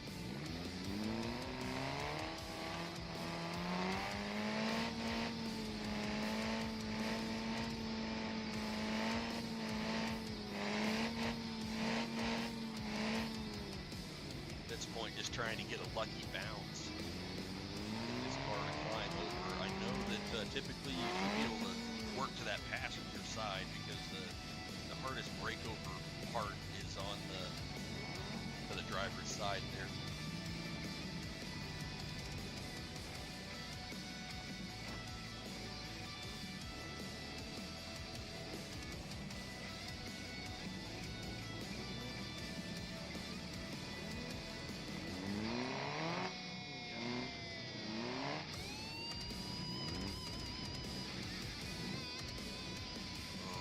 so close.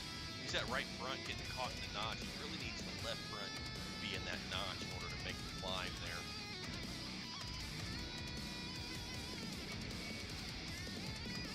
But again, those rear tires pointed all the way to the driver's side, just causing the front to slough off to the side there. Oh yeah, that looks really good. He's got a good line going here, over there to that passenger side. Oh, just need to kind of just throttle his way up through there, which he is on the throttle trying to find traction one way or the other. Oh, and it's pushing him over to the driver's side now, so close to the flag.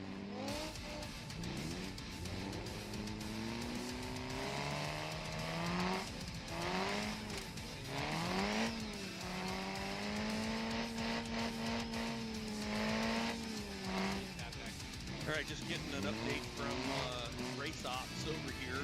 Caleb said he doesn't think anyone has finished course 1 so far. So I was definitely in that category yesterday until he showed me how to drive it. But it is an extremely tricky couple sets of gates. My first attempt, I rolled off of gate number 2 because I didn't use enough throttle on the drop. So we saw little Charlie back down that, which kept the weight up high and hold on there a lot better. So he did a great job at manipulating the car around. I just, like an idiot, drove off and rolled upside down. So I am not an expert at this game in any way, shape, or form, but the low belly on this car for Rattle Rock is just not allowing him to get through gate number 1 here in the BeamBreaker.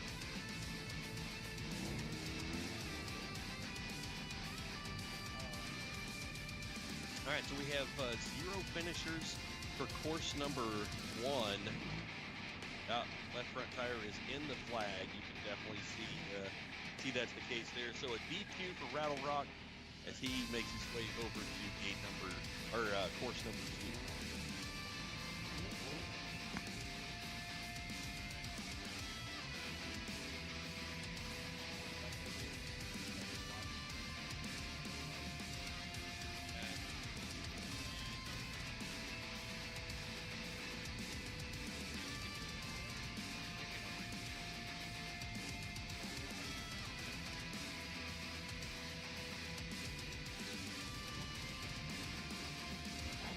All right, just trying to check in to see how Dave Cook did.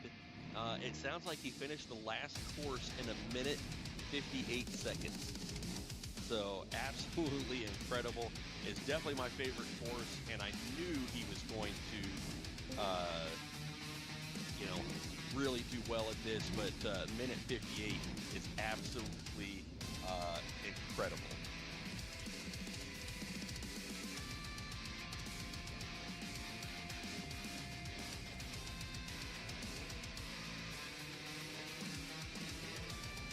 Matt says he's following along on Beam as well. Did course 1 and 2, but stuck on 3. Yeah, I did not finish course 1 or 2, but I finished course 3. So they are very, very technical, and a lot of really tricky driving in order to figure out these cars. Yeah, looks like Rattle Rock is on course 2 right now. Matt, how did you do on gate number 3 on course 1? How did you figure out how to get up that waterfall, that big ledge back? Okay.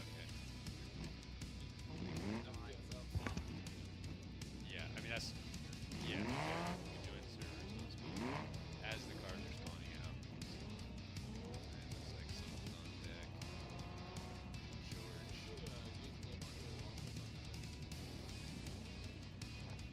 George is out of Alabama, so that is B George 199. I ran the Jesse Haynes car and ran Tom's tires.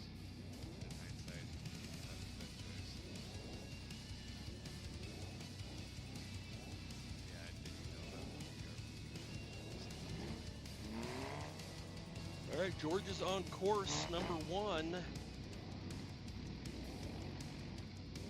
Very quickly right right up into the notch. Again, he's got that right front in the notch, figuring out he's going to have to get the left front to catch in there. But in order to do that, the rear tires do not want to climb up onto that first ledge. So it's a very, very tricky. Going to try and go to a front dig. I don't think that's going to get up the wall on the right side there. Don't look at that. Oh yeah, good tire placement right there. Looking good. Will he be able to get the belly up over here? Did you guys?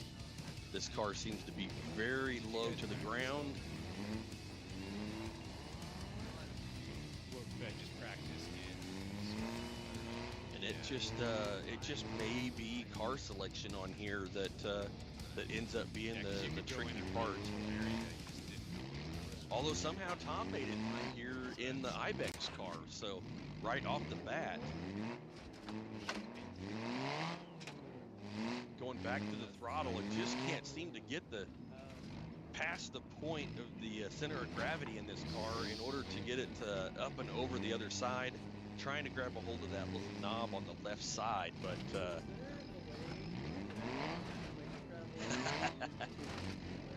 Matt says he was able to make the climb using his driving style. So,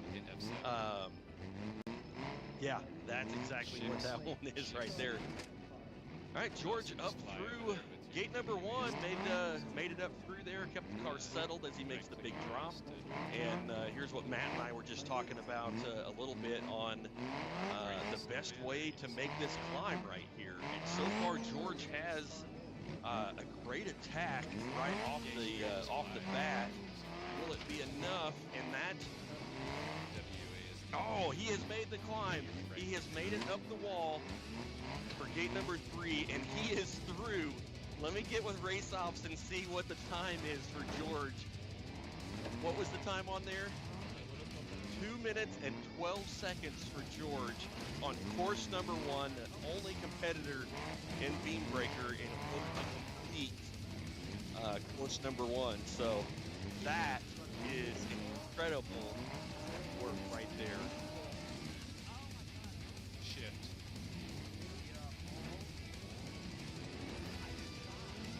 You know, when you don't have to go home and turn wrenches on broken parts, you can really throw a car at things. Knowing that no one else had completed the course, I mean, that's got to be a tough situation to line up for that gate and just hit it, and then hit it with some speed, and man, that was cool.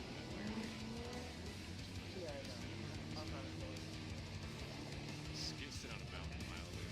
All right, George, waiting on him to set the timer for course 2.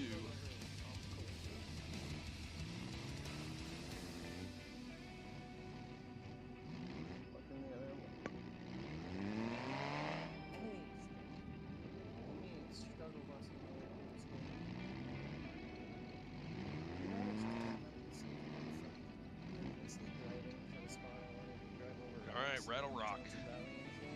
That's amazing. In a very interesting predicament here for trying to get situated on that gate. And scared of girls. How are you doing, Blue? This is Dale Stotler out of Ohio, running the Axial sponsored buggy. Those white letter BF Goodrich crawlers on there, super cool mod. He just goes by Dale. All right, we don't know what Dale this is, but Dale's scared of girls.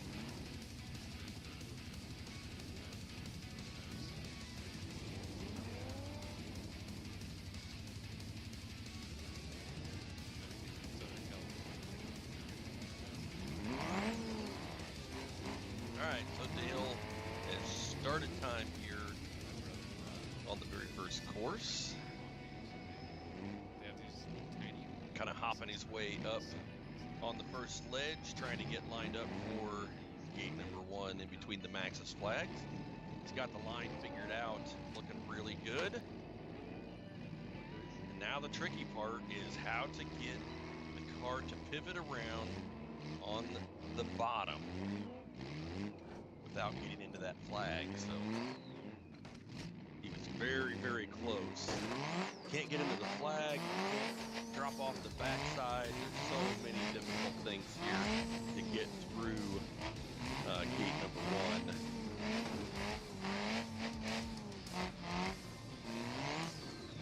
Oh, it looks like he's got it. That right rear is way up top. Gonna have to find the fine line. Oh man, zooming in on that flag. I can't tell if he got into flag or not, but he is way off the backside now. Gonna have to reposition.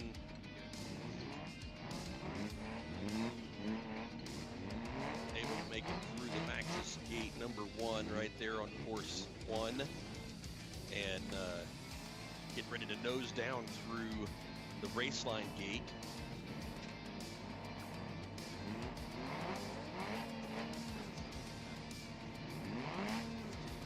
All right, and bounce down there just a little bit, looking good. Front dig, trying to get turned around, finding those spider tracks flags.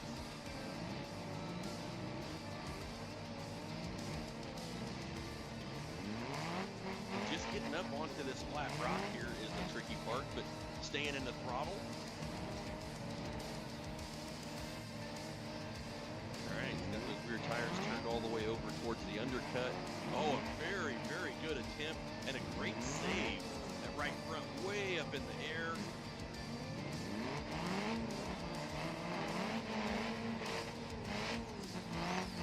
Right to the throttle. Again, back on the belly, but a very wide gate here, allowing that car to get up and out. And there he is, shutting off time on course number 1. So we've got our second finisher for course number 1. Just like in the real trail breaker, these are very, very difficult obstacles to complete. 2:21. So just a couple seconds behind George. So second place right there in on course 1 for Dale. And Dale, who is scared of girls.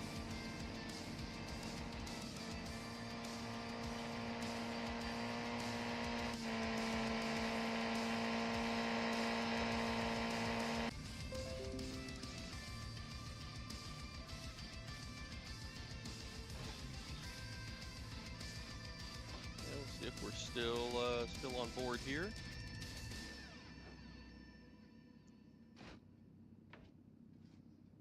That looks like YouTube.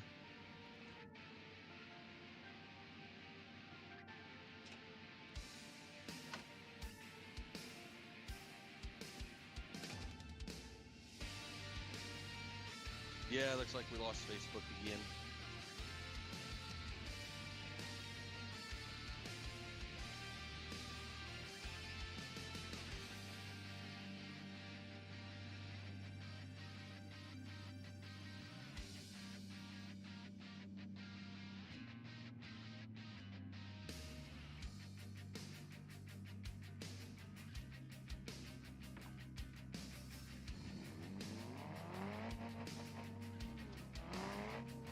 All right, looks like we're back up on Facebook. Lost connection there again, but looks like YouTube is still going strong, so don't hesitate to join us over there with Good Racing 112.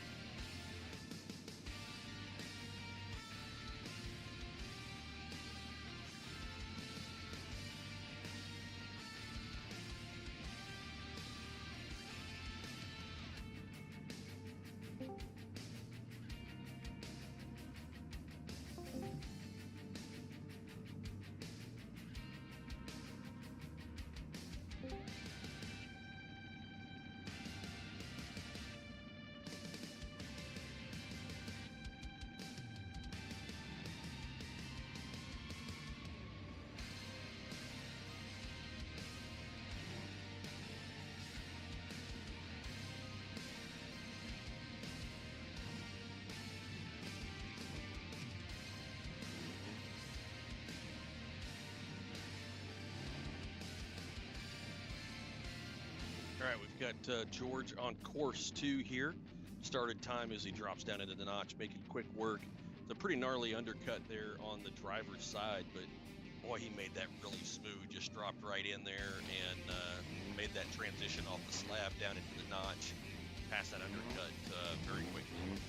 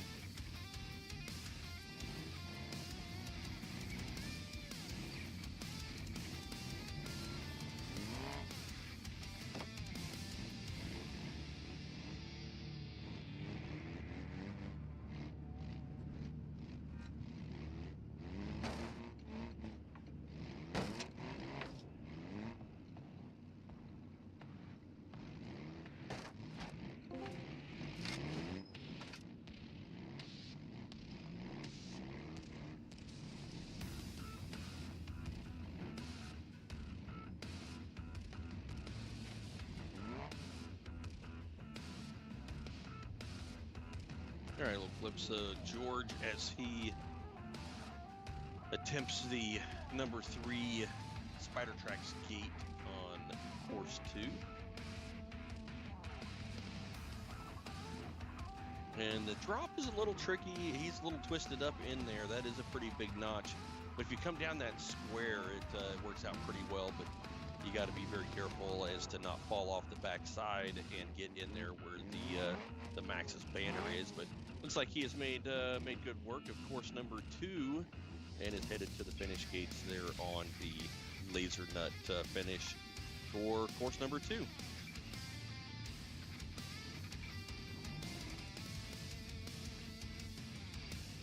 All right, meanwhile, like Rattle Rock is making the drop down to the Max's gate here on course number 3.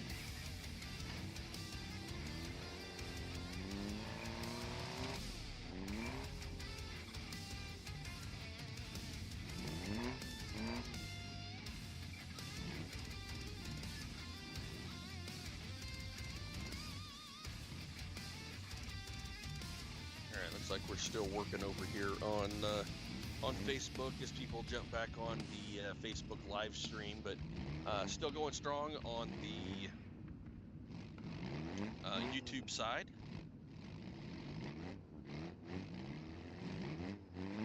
All right, getting lined up for that notch. Looking good as he comes around the corner there. Gonna make a little adjustment, mainly with those rear tires, and try and get that driver's side to climb a little bit up in there.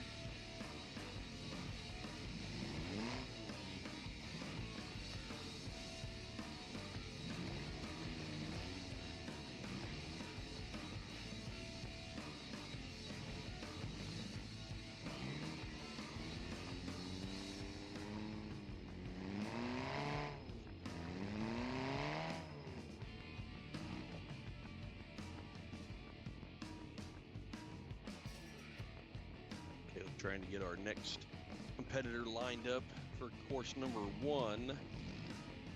Still nobody there yet.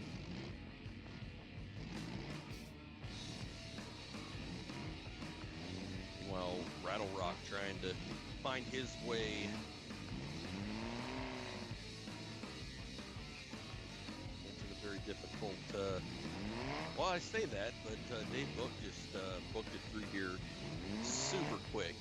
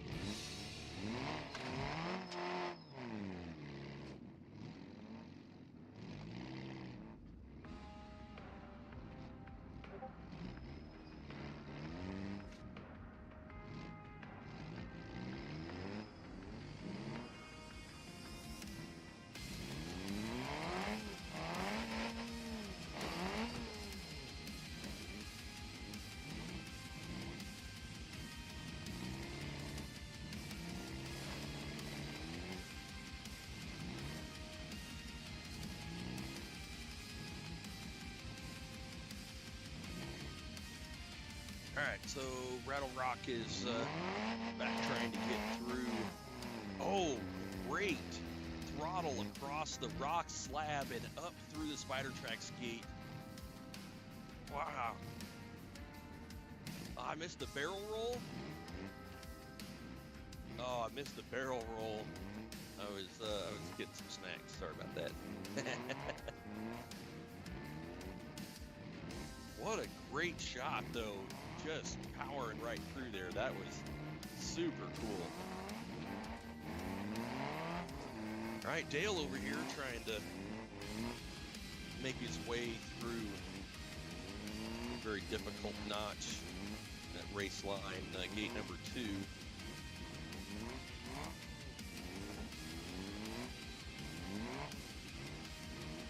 Looks like he made that through there without changing directions or being upside down or backwards like I was. So that is a great job of driving for Scared of Girls.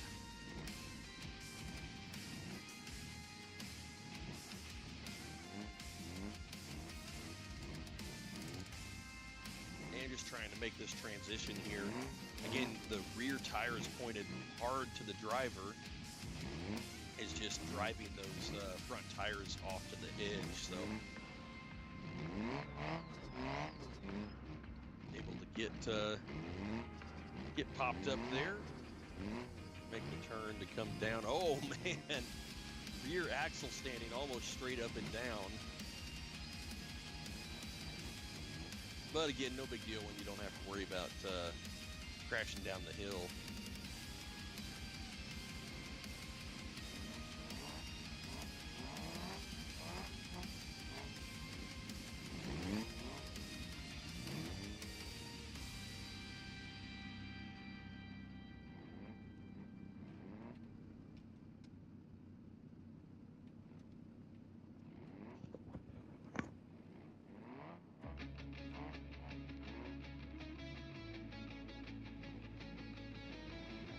All right, we got D-Ball coming up next on his very first course for the BeamBreaker.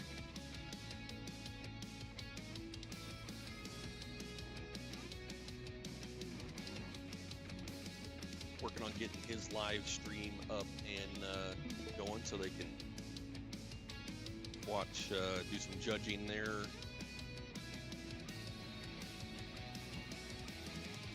we sit here in the Good Map studio, running live. Time has started for, it's at D-Ball 2503.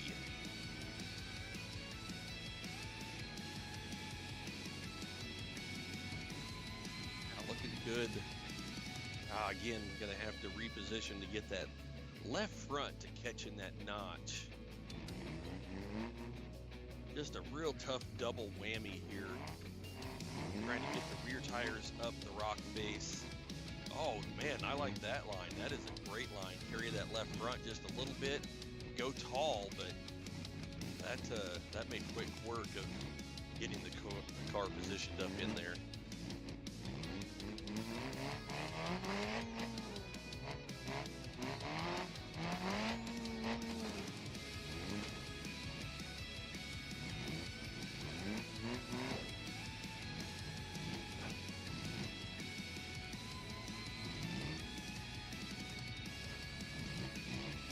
So close to getting off the belly there. Just need to get a little further up that rock.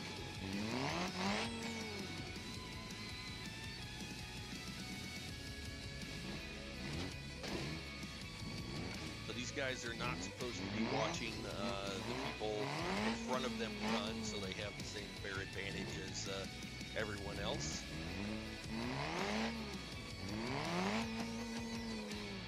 Just like the real trail breaker. Out in, upside down and into the flag. So, man, he had a great run going right there, and unfortunately, a little bit of bad luck as the car twisted up and rolled over into the Max's flag.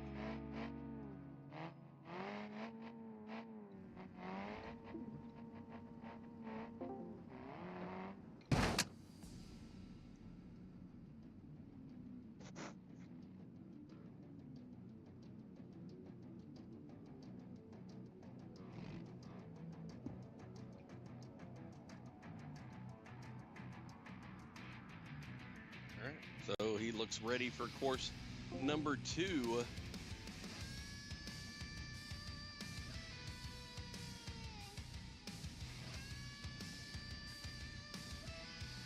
Looks like Dale ready for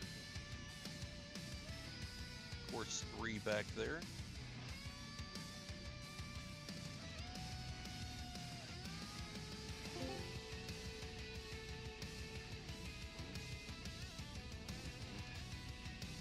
All right, so we're looking for Slayer up next.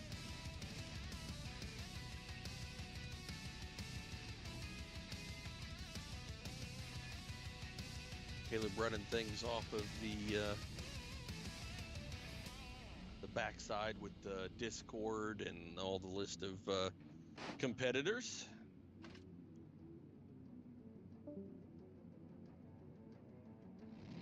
See if I can get an update on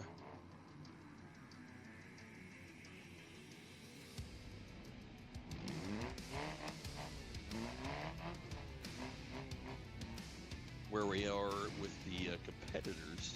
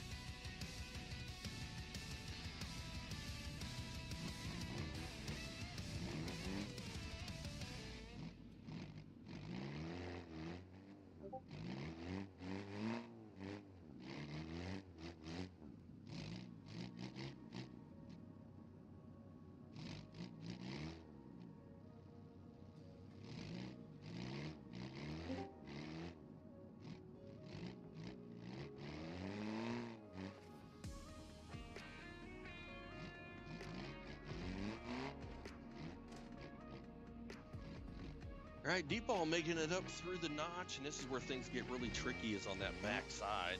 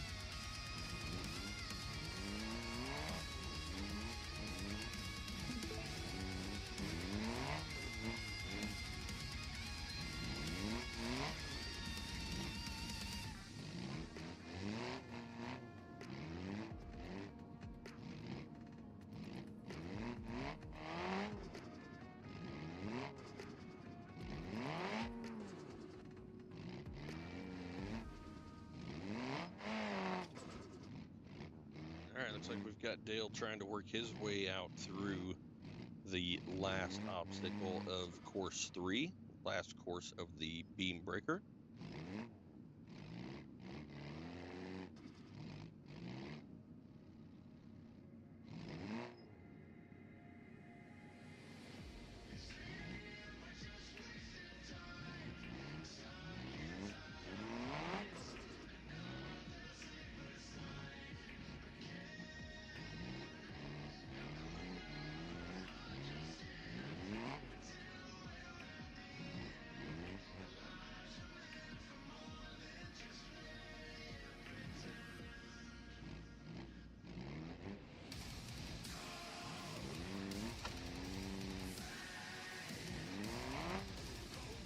All right, Dale's got himself wedged in this notch over here, rear tires all the way down at the very bottom. Just keeps sliding despite his best efforts to try and get the car to climb.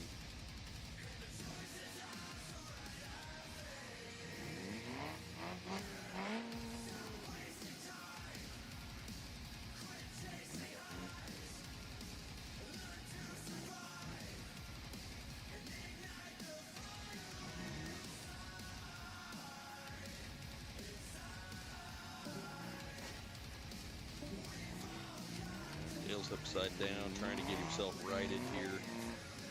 Got it back on all 4 tires. A little smoke puffing out of the engine, but no big deal.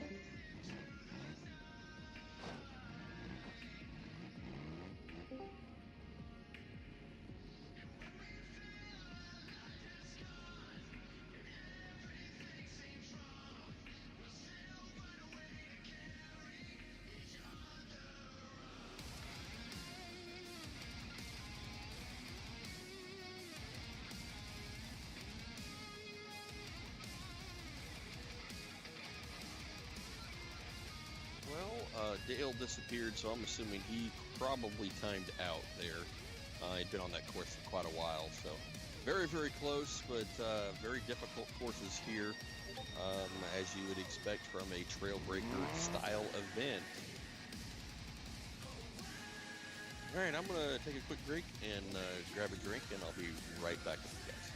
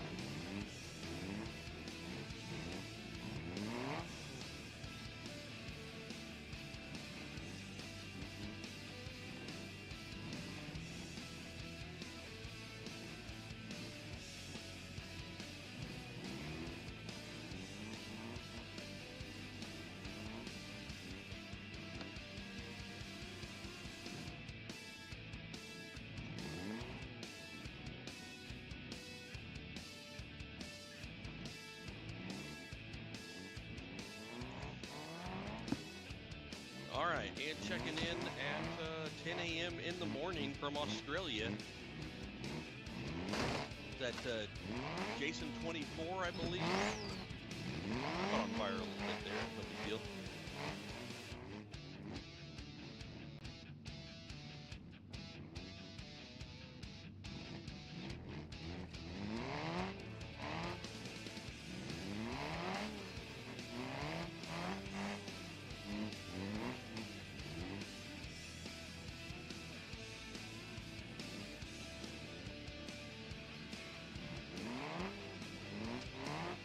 This view kind of gives you an idea as to how steep that is, but shooting the wall, carrying that right front tire, definitely the way to go. So time for Jason out of Australia,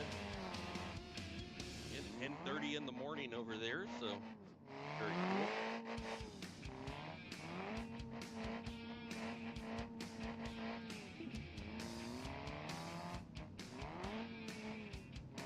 Quickest time. Let's see what if I can get what the time was over there. 2 minutes 1 second. So out of the 3 finishers that we've had, I think so far, that is the fastest.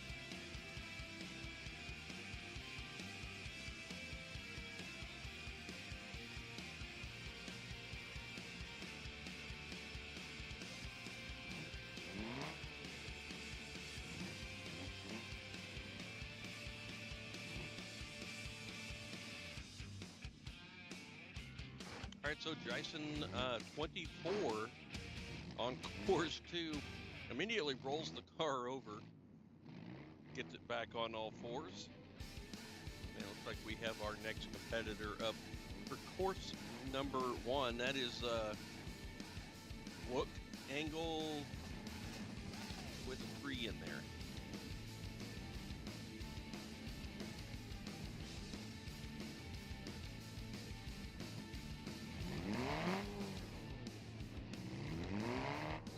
Then we got Steve Barkworth online watching with us on Facebook. Steve, hope you're staying warm down there in Georgia. My quick work. Getting those front tires up in there. Bounce the rear tires up with a nice little bump right there. It should be able to fall across here, so.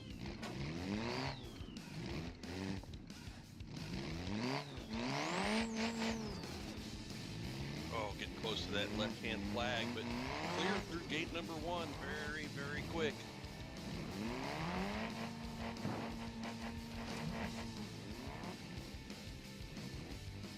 I don't know what happened there. Things got a little crazy.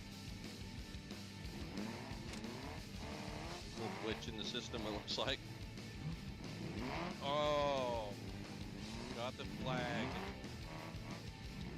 on the right rear tire there.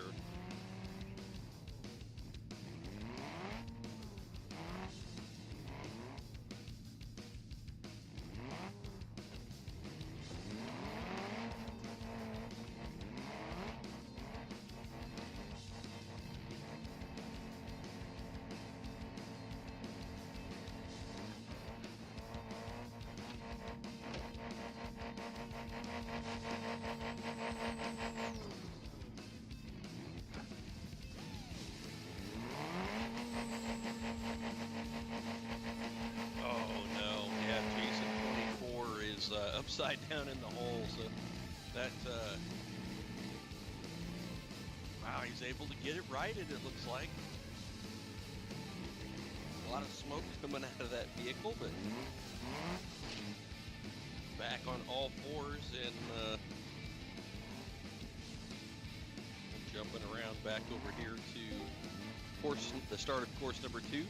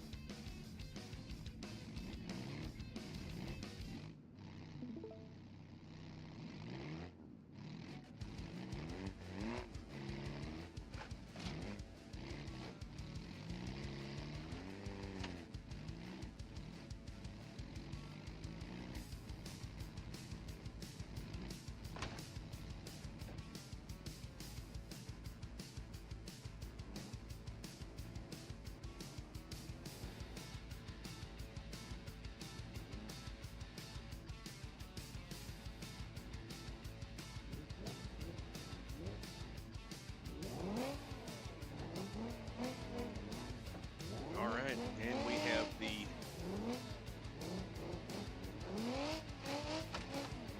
fully unmodded Jesse Haynes fabrication car. Like we're running that 3.9 liter in it, just as we had when we built the car ourselves. And in the flag, somehow through the middle of the flag, unfortunately.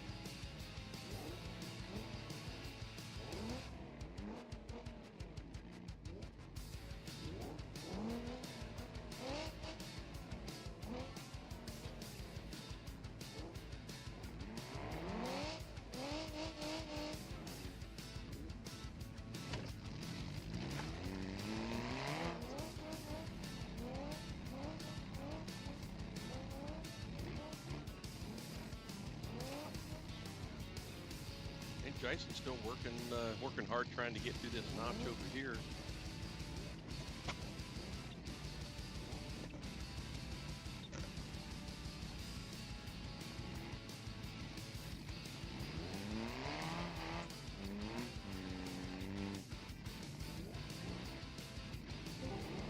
Hey, we got David Book on in Wanton. David, I heard you made super quick work of the last course there in the BeamBreaker. So, how'd that go for you?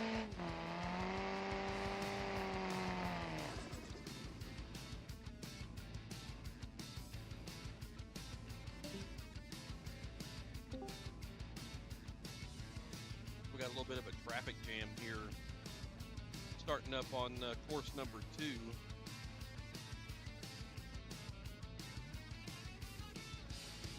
Very tricky notch over here.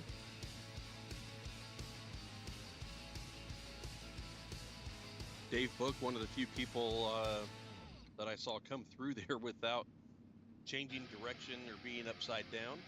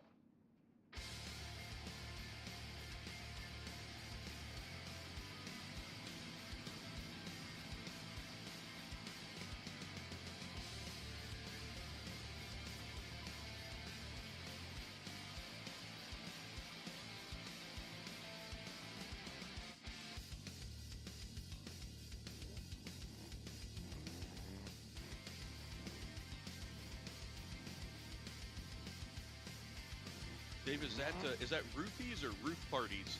Roof parties are bad. Yeah, no, those are generally not a good time. They're much better in virtual world when you don't have to fix things.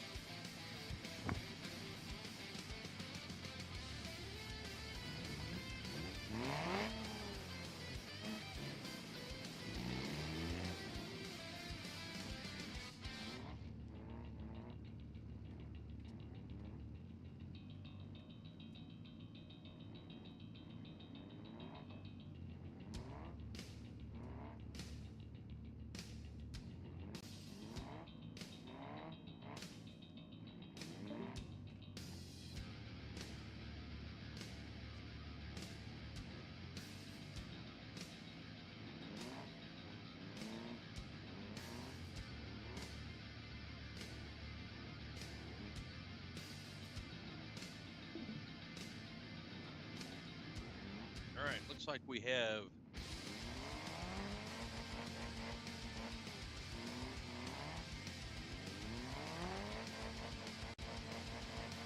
Big Mac Thomas 474.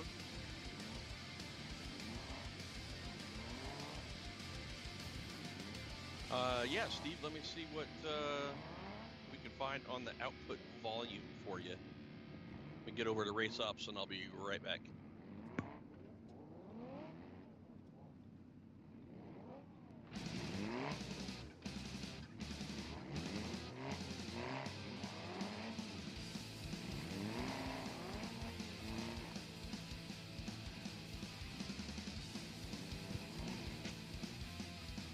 All right, Steve, I got Caleb working on that. So here from the Justin says it's pretty loud now.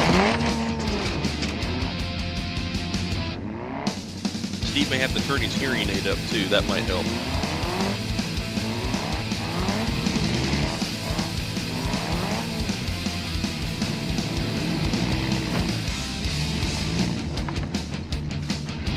I mean, I'm just sitting here at the Good Map studio.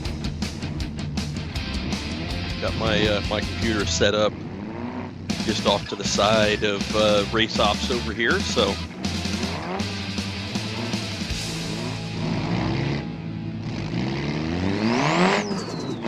right, Big Mac Thomas got those front tires up on top, trying to find some traction enough to get this car over the brake over rock. It's so close. There it is. Got to be very careful not to drop off that backside.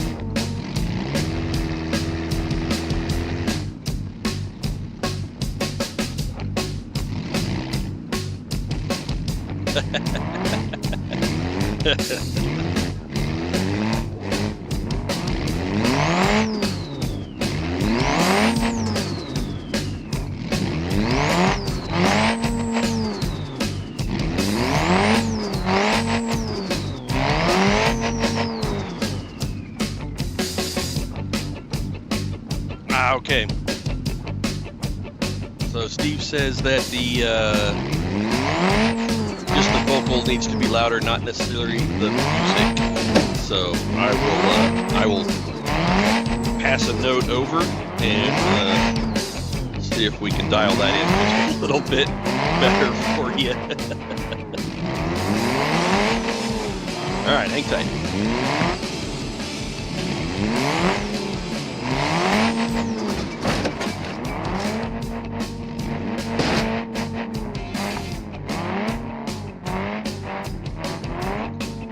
All right, see if that's any better. Is Big Mac Thomas 474 upside down off of the backside. I thought he had that climb made, but man, that is in that particular chassis, that is a very difficult climb to make right there.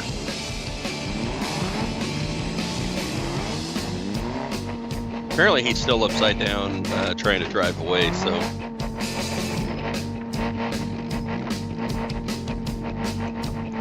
Matt, where are you located now?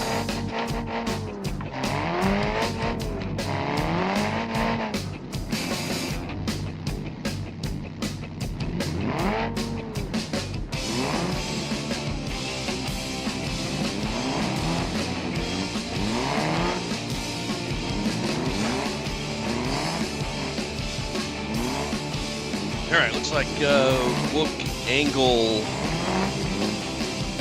is working his way down out through gate number 3 on the second course. Oh, very close to that Spider Tracks flag over there.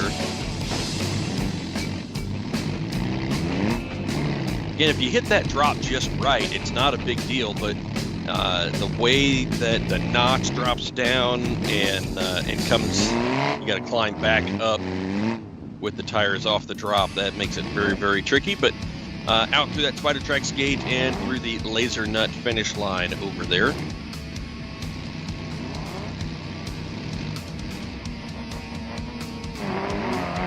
And thank you guys for jumping online with us as we watch 100,000 miles, Matt. That is absolutely insane. I don't remember if you were documenting everything that you were doing, but that is one heck of a trip, buddy.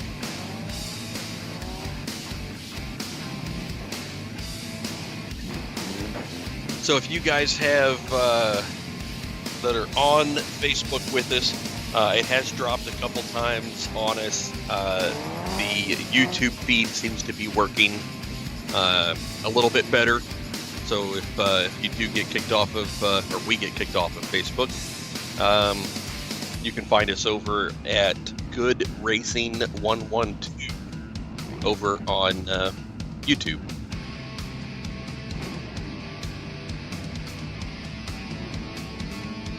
Yeah, hey Veronica. So what we are doing is a TrailBreaker event. It is called BeamBreaker, which this is the computer game. Is a soft-based physics simulator, and it's called BeamNG. So it is a computer game. We've got. Let me look here. So the second course, there's 3 courses that all of the drivers are taking on. They have not had the opportunity to look at the course ahead of time, just like the real TrailBreaker. The Bailey-built sponsored Jesse Haynes Fabrication car right here is getting ready to enter course number 2.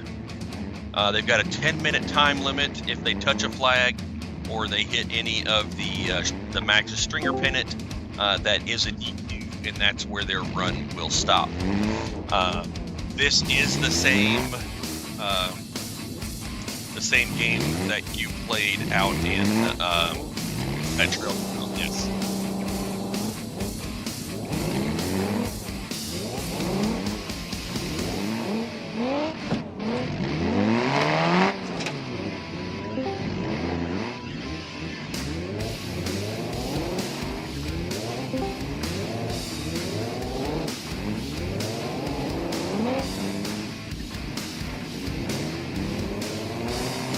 All right, so my new favorite screen name has just shown up to the very first course, and it is Waffles. That I love Waffles, and so that is my absolute favorite screen name, probably from now on.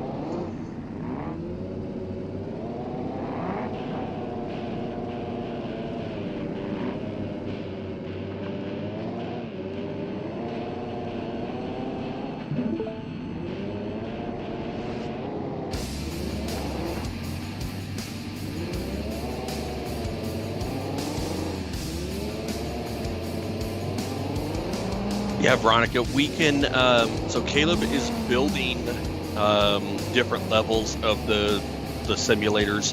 Neizumi is currently putting one together that Caleb has designed into a one of his old chassis that he's cut up. But well, I don't know if it shows up in my Facebook story picture, but Caleb is basically working on in a race seat with the steering wheel and pedals, he has designed a automatic transmission shifter for the game.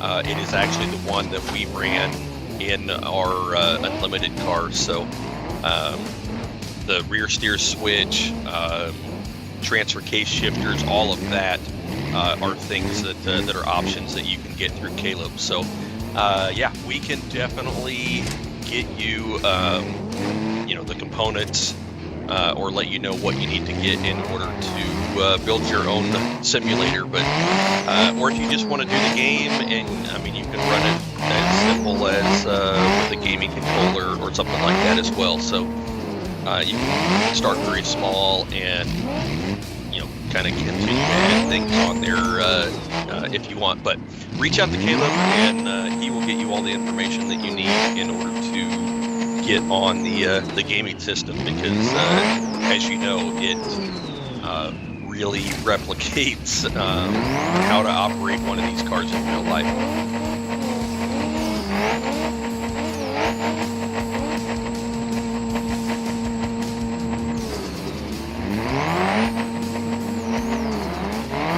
Matt, I will have to jump on Instagram. I don't know if I follow you on Instagram, so I will jump on there and see if I can follow your 100,000 mile trip in the Land Cruiser. So that is so cool, and I am really excited to see how your trip to South America goes. That is going to be absolutely insane. So, unfortunately, Waffles has DQ'd on the first gate getting into the Max's flag. So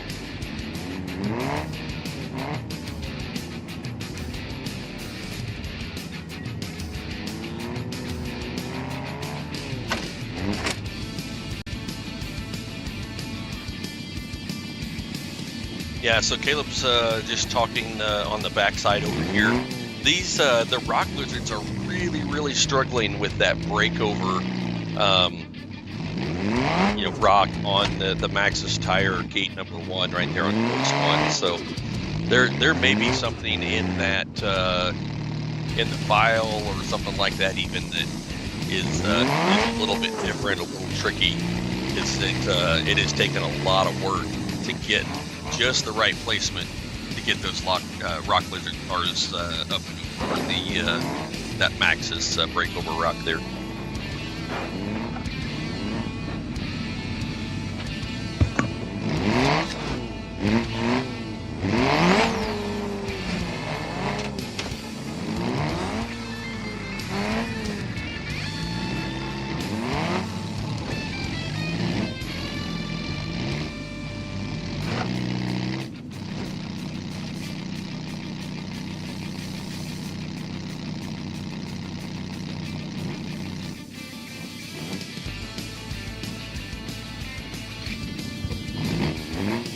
All right, so just checking in with our race ops guy, Caleb Good, here in the Good Map studio. Sounds like we've got about 5 or 6 more competitors to start, so still got a little while before we find out who is going to be the first winner of the BeamBreaker event here.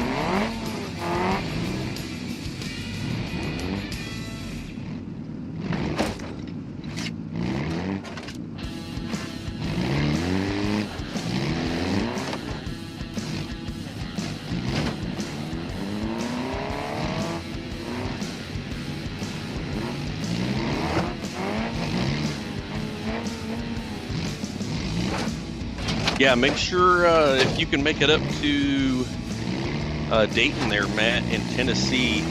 The fireworks show was absolutely insane last year.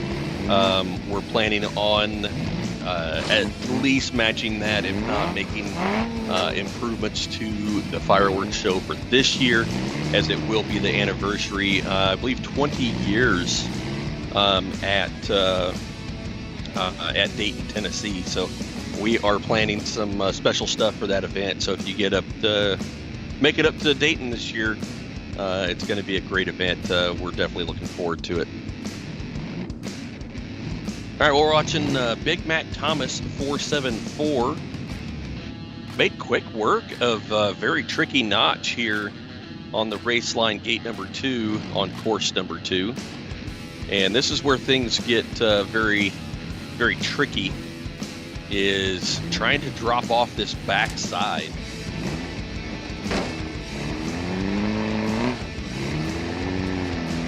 When I pre-ran this course yesterday, I was upside down, backwards, and all kinds of crazy things trying to get out of this particular notch. And it looks like Mac is working himself a little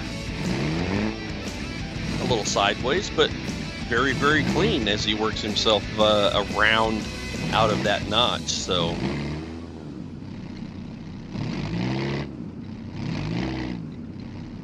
going to four-wheel drive, trying to work off of that ledge, down into the bottom, back into just rear-wheel drive only. So again, another one of those competitors coming around out of that notch, going a different direction than how they came in there. So does look like it will line him up well to get back up on top for the Spider Tracks drop.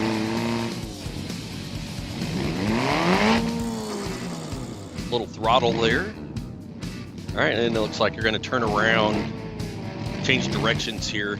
Shouldn't say turn around, but change directions and make that drop in reverse to keep that weight in those front tires up high and allow some good control while making this drop here. I've really got to straddle this notch really nice and square. It's pretty easy to get offline and take out one of those Spider Tracks flags. This is a tricky part here, is not dropping off down there to the bottom. It can be a pretty gnarly climb to get back out of there.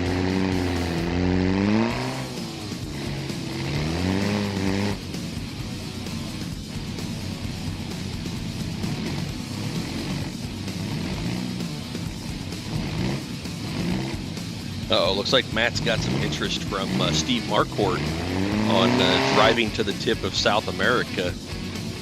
Boy, if there's a way I could pull that off, I'm on board for that too. That would be absolutely insane. So Big Mac Thomas making his way out through gate number 2, or course number 2, with a nice finish there.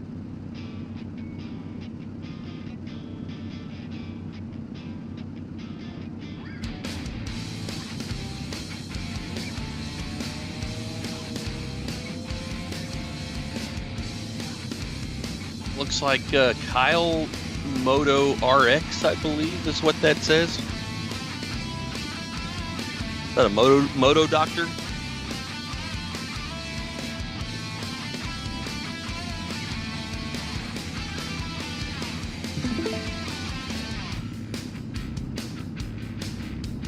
Yeah, Matt. Steve's got a couple of Toyotas he could put together and.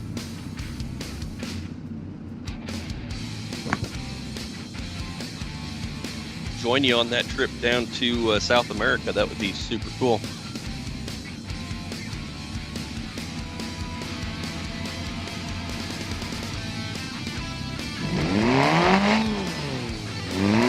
All right, so we've got Kyle in the Purple Lizard here.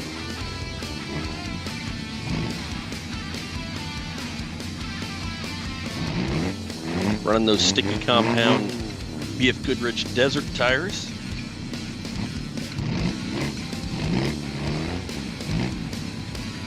Always love the tire lettering on these BFGs. Unfortunately, they do not last very long.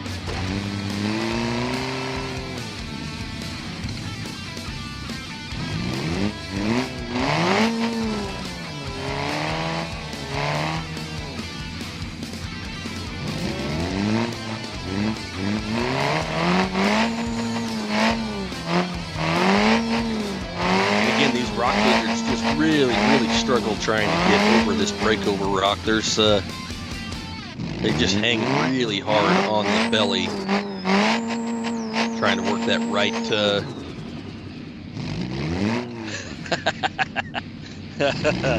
Yes, Matt, it would be a very long trip in probably any of Steve's Toyotas. I don't know which one of the 20 vehicles that that Steve would be able to bring, but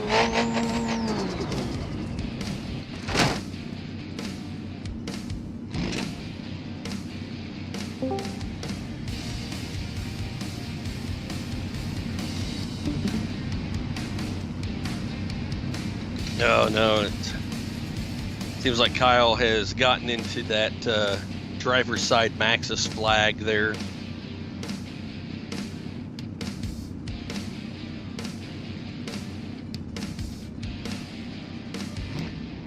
So just very difficult for those rock lizards for some reason to get over this break over rock. It's very, very tricky.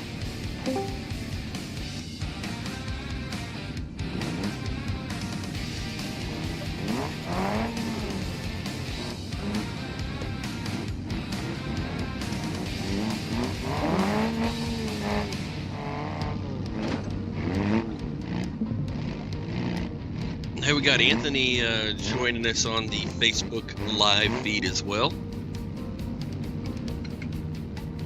So we just had Kyle DQ on gate number 1.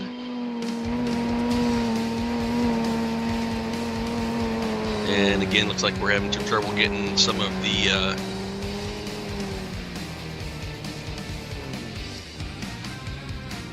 all the mods to work between everyone else. So Colt's running some I believe it's a black box tire that is not coming through correctly, so get that updated.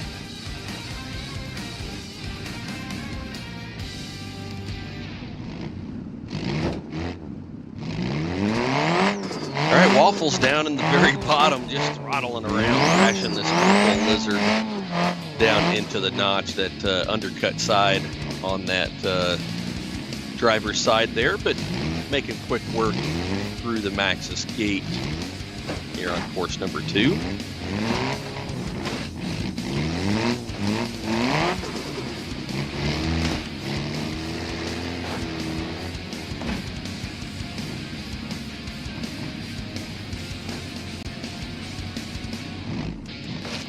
Very crazy wheel stand out of this car for some reason.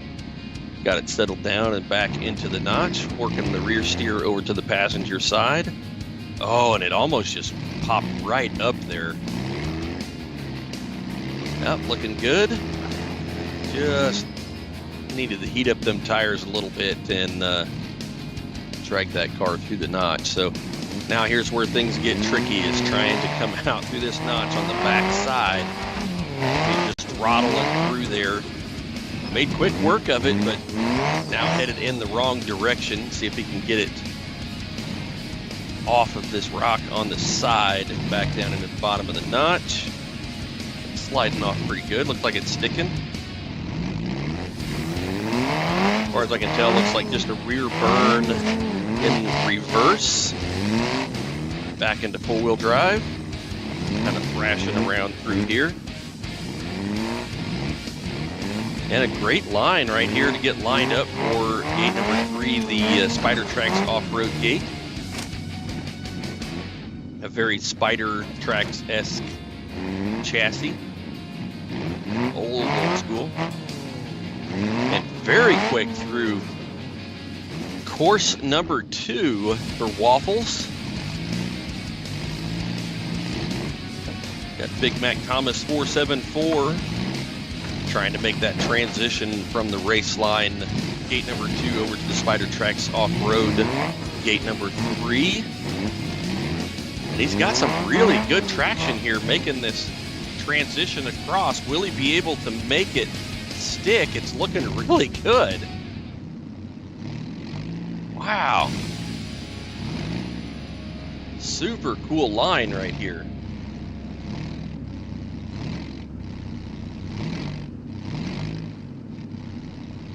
Definitely going to have to get that driver's front up on top to see if he can carry across here.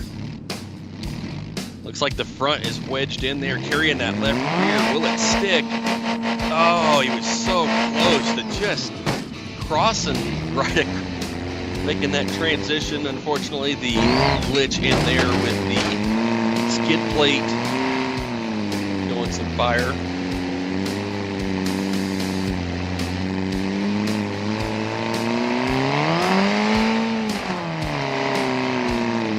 Man, that was one of the coolest lines that I've seen across this transition here.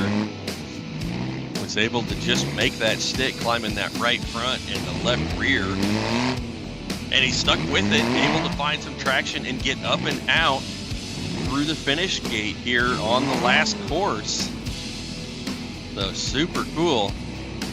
Back over with Colt Dog 36. Looks like he's got some tires selected on here that will work in the game.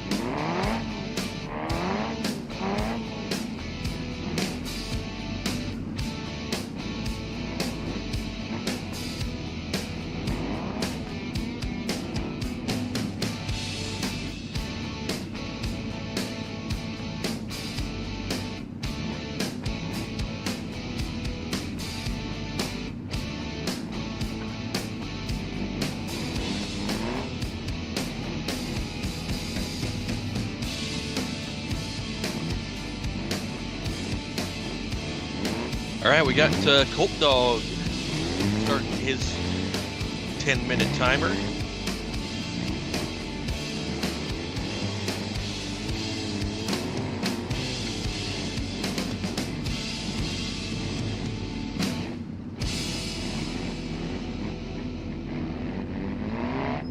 And again, just there's enough of that rock on that left rear that keeps the front from wanting to catching that notch and climb.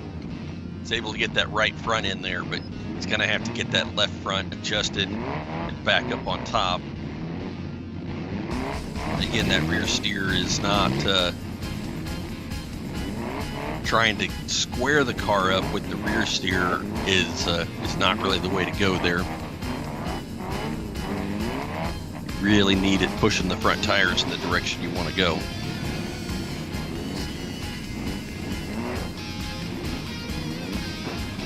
Oh, so close. Unfortunately, right where it finds traction, it's right where that flag is.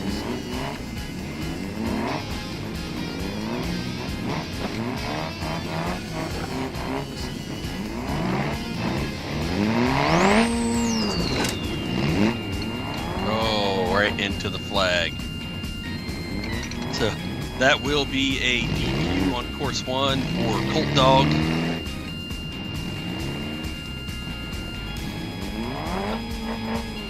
Looks like course 2 is open and available to move on to the next course here. Oh, nope. Got Kyle working his way into the notch here for the race line gate.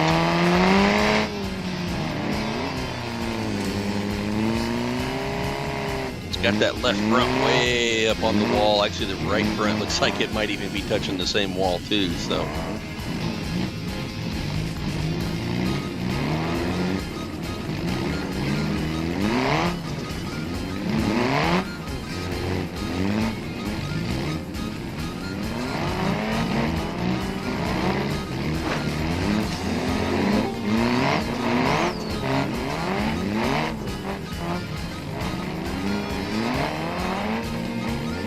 All right, Caleb's looking for his next couple of competitors as he is judging course 1. So, wow, just throttling around in here, upside down.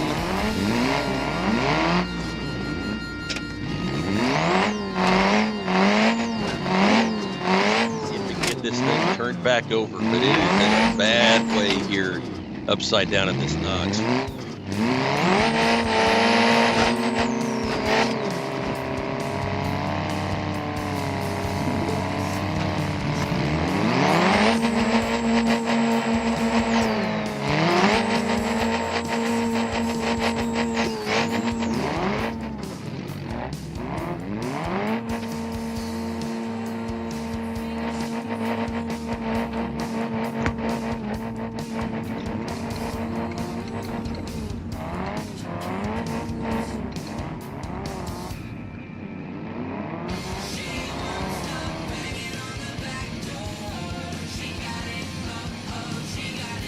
looks like we've got Driver Tech up next, ready to take on course number 1.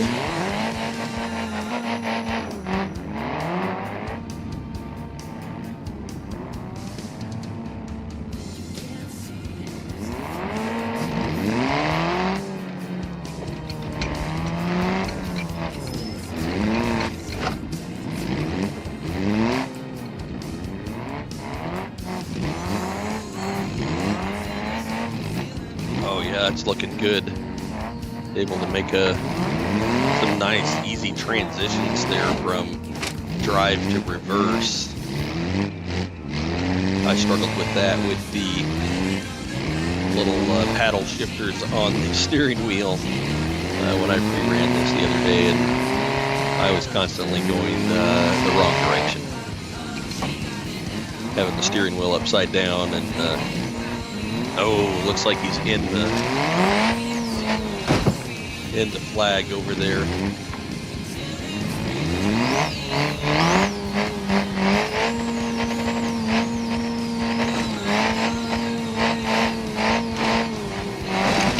Bummer.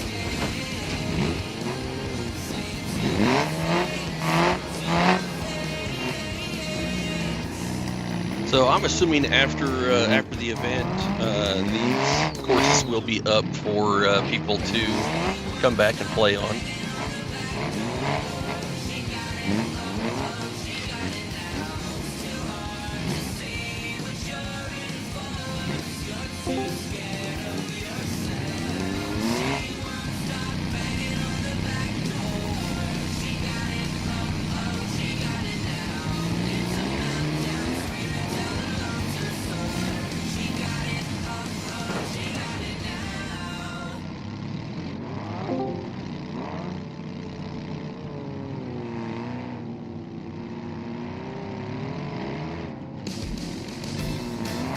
So Caleb's working on getting the lineup reset for course 2.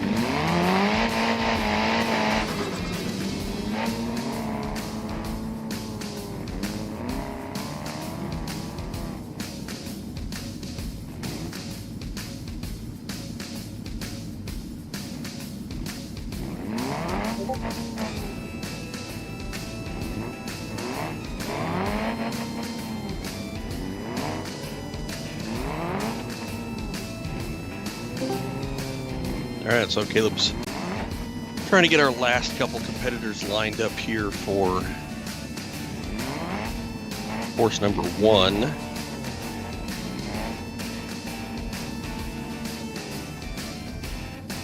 like Colt is back in the picture, ready to get lined up for course number 2. He will be up as we get Kyle out of the way there.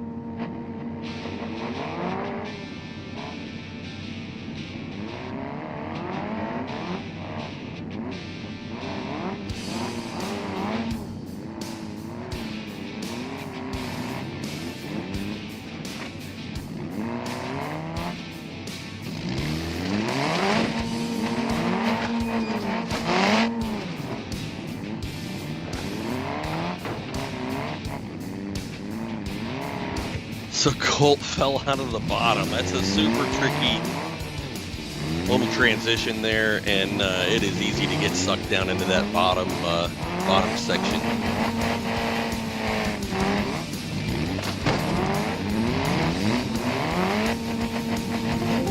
So a very short run for Colt on course 2 there.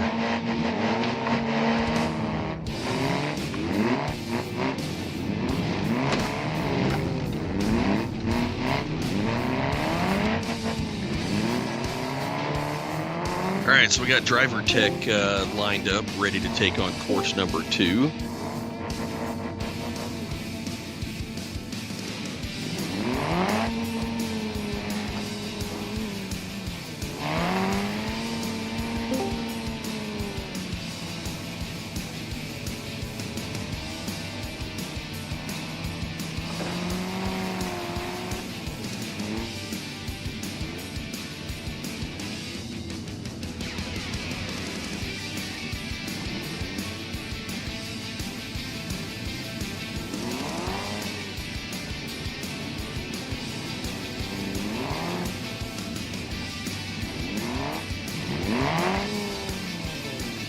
All right, so we got driver tech on course here, dropping down, making the transition right front way in the air with that undercut, but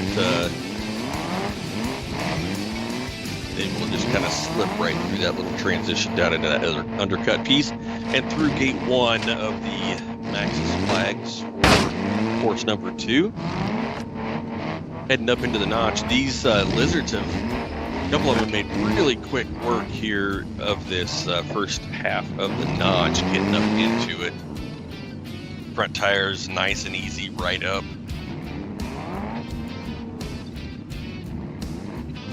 Get that right rear to grab just a little bit, steer it way over there. That's going to pull that left front way up off the ground. And he's going upside down. Oh my gosh. He seems like he's got it saved, but man, that definitely took its toll right there, falling off backwards off the line, but immediately right back into attack mode, car right back in there, and settled in really well. Oh, it's so close. He's got to find the right balance, and there it is. He's got the front and rear tires in the right place to make that climb. But here is the transition as they drop out the back side. See how he does here.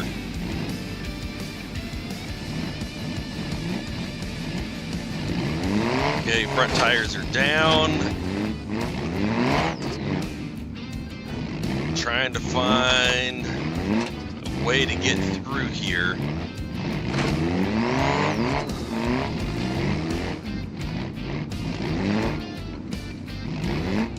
Just kind of working back and forth.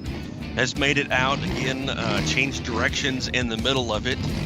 Able to drop down forward, but have to back up into, oh, he's down in there sideways, right passenger side all the way down in the bottom of that notch. Have to use some of that rear steer to try and, all right, he's got the car settled back, straddling the notch. Let's see if we can make the transition out of there and up over to the Spider Tracks flag. Looking good so far for driver tech.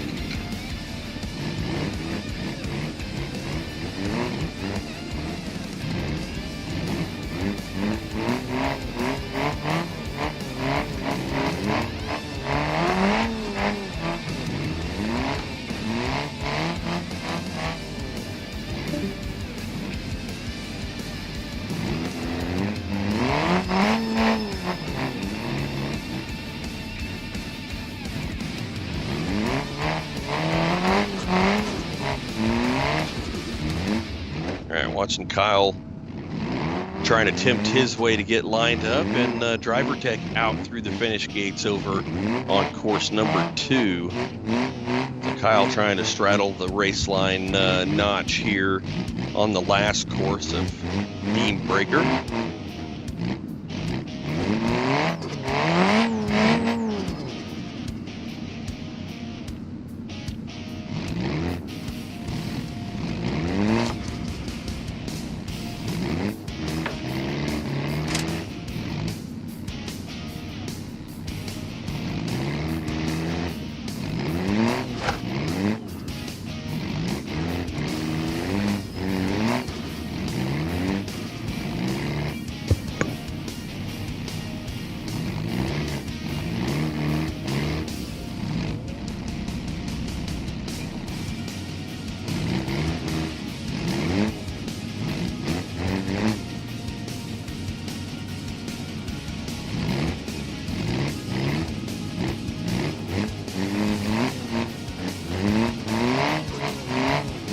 Kyle's got a good line going here into the race line gate.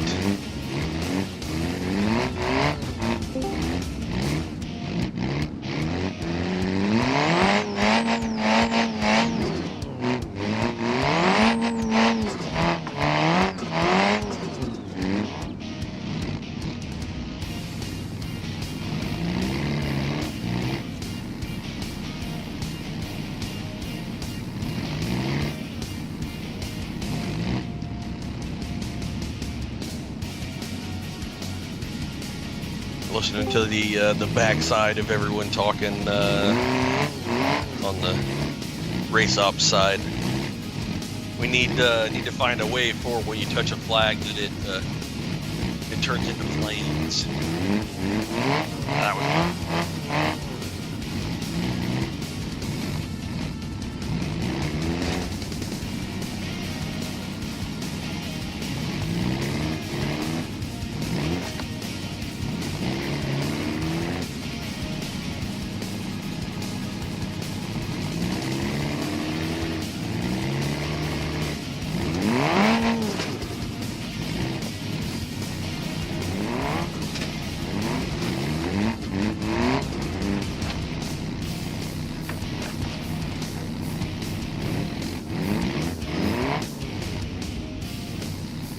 not sure. Let's jump over onto the channel.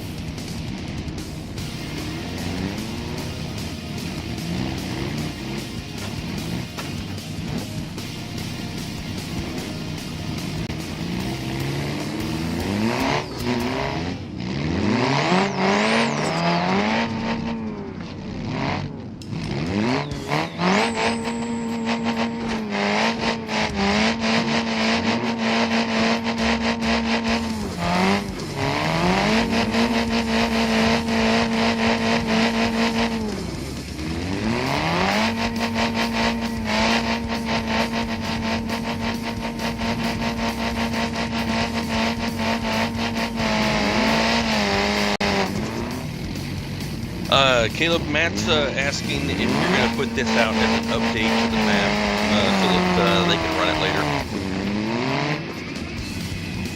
Yes. Yep. He will get that uploaded. For some reason, my Facebook feed kind of fell asleep or something over here, but it shows that that we're still streaming. So.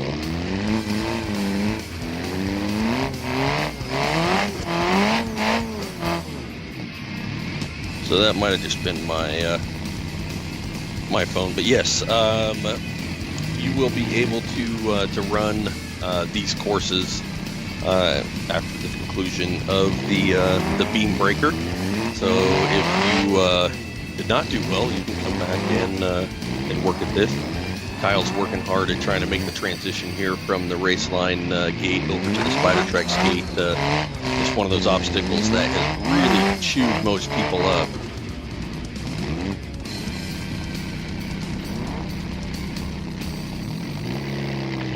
All right, Matt says Facebook's still working. Yeah, I think it was just my my actual Facebook feed on my phone off to the side that had kind of frozen, but I was able to get that back.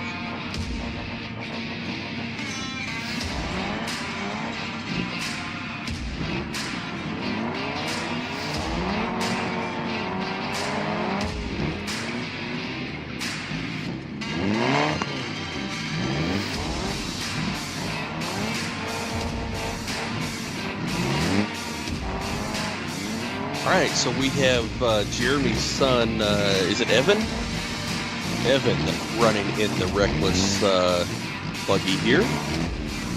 See if he can show his dad a thing or two. Making amazing work right up this first climb.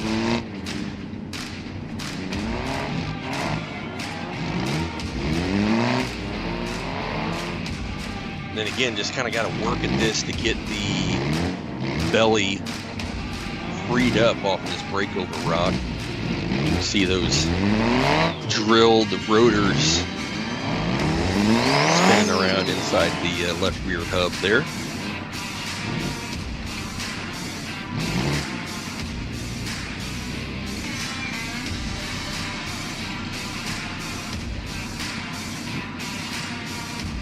Maybe a little bump right here might be,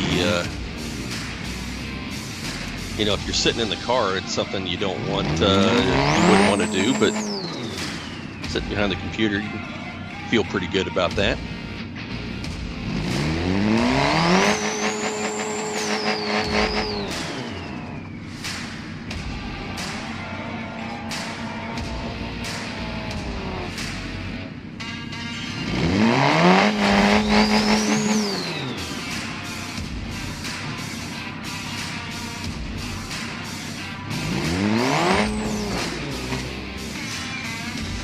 All right, now is he too far offline on that back side?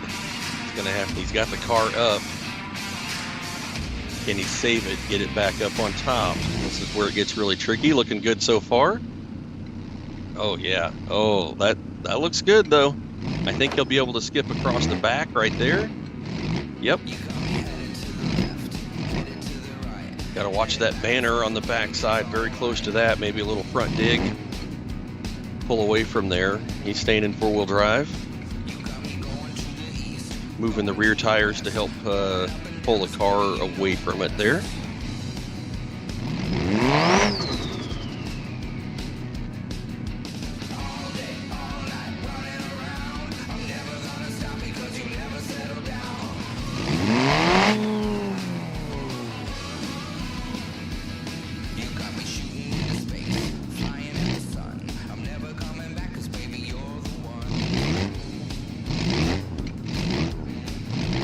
Yeah, let me see what Caleb says on the tire choices. I know that the Treps are in the game. Are they not working very well in the game, Caleb? The Trepadors?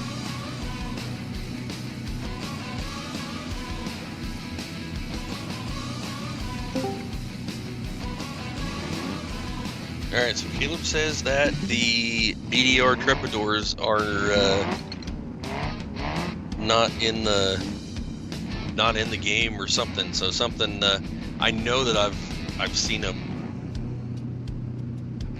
but I'm not sure why that's not an option for the BeamBreaker.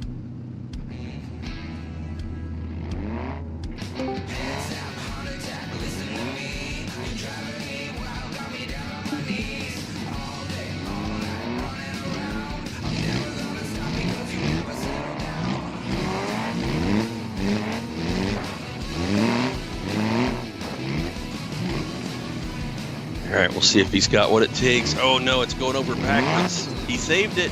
He saved it. A great job. That's taken a lot of people out rolling off of that. There's not enough room down at the bottom to really recover. If you roll off of this one, you've got to get it right, and it is tricky.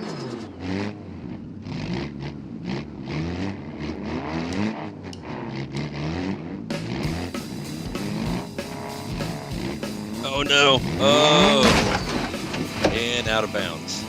So yeah, that is taking a lot of people out. You've really got to get that one right, and it is you got to use all the tools in the toolbox. You know, like we talk about. So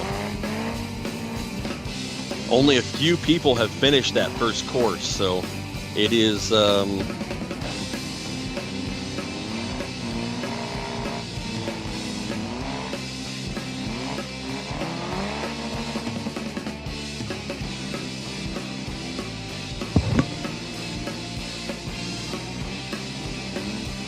All right, so I think this is going to be our last driver, so we will follow him through. Made really quick work of the first two obstacles on that course, but that third gate is extremely tricky. You've got to use the right amount of momentum to power up that. There's not really a way to crawl it. We've spent a lot of time trying to come up with different lines, and Caleb said that is one that you just kind of have to get up there, and it's the rear tires really don't even point the way that you think you would want them in order to make that particular climb. You get over to the left and it's undercut, and So you really just need to keep the rear tires straight, and just a little momentum is all it takes in order to climb that. But you have to allow it to slide off to the left just a little bit. Probably for that particular obstacle, the goat-built chassis might be a good setup on there because it's a little bit longer wheelbase, and you can throttle on that a little more without pulling the front tires off.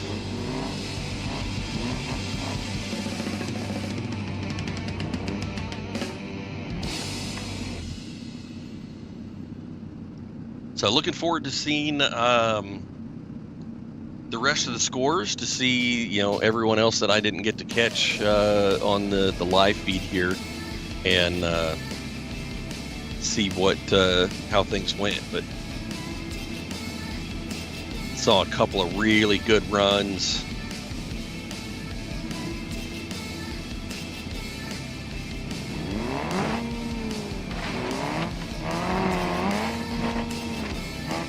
All right, time has started.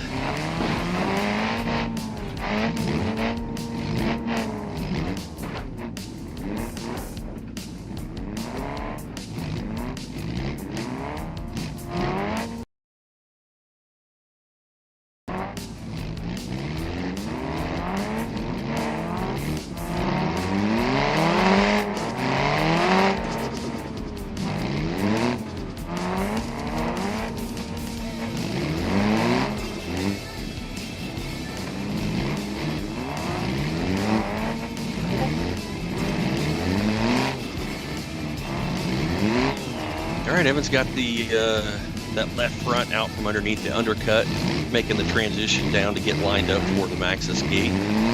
Once you're down in this pocket, it's just a matter of keeping the car kind of straddling the crack, which he is struggling a little bit to do. Almost getting into the flag, but he's got to work his way back out. Oh my gosh. Close to the banner and upside down. Just couldn't keep the car centered on the notch right there, so very tricky. Trying to figure out the right direction to turn the rear tires. Some more smoke pouring out of the engine back there, so.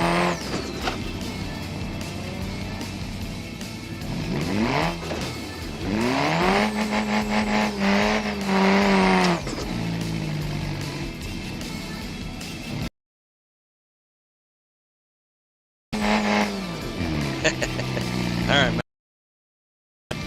in the JHF car, second gear brake boost with the fronts just on the rock, it shoots right up at smooth.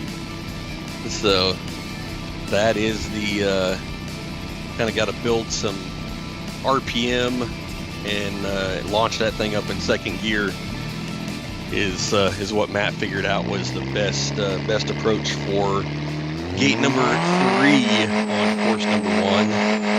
I tried climbing that thing over and over again, and I tried going all the way to the right and try and walk the car sideways, and I couldn't make it happen. Caleb's like, nope, you gotta throttle up it. So I'm like, all right, even with that information of knowing I had to throttle, it took me probably a good 3 or 4 attempts before I was able to get the right line with the right amount of momentum to make that climb. So there is your pro tip right there.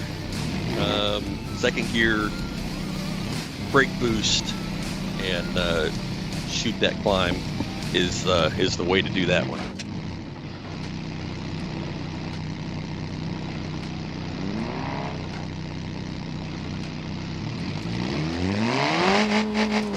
So Evan upside down here.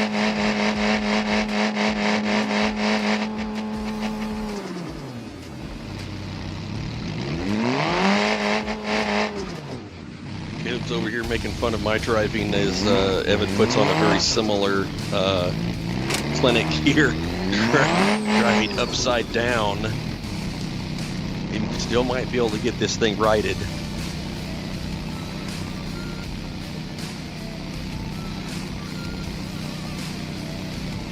but he has made a lot of progress in the wrong direction. Oh, he's getting close here. If he can get that rear to just pivot a little bit. Just thrash it around in there and see if it'll do something. Yeah, I'm curious how many people are using simulators with the steering wheels versus trying to do, operate this game without all the natural feedback. So again,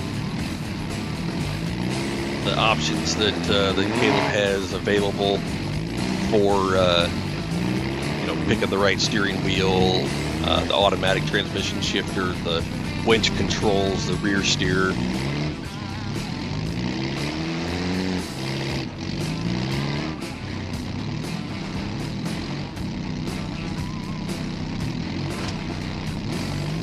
All right, Evan's got the car situated back. That right front is way down in a gnarly undercut.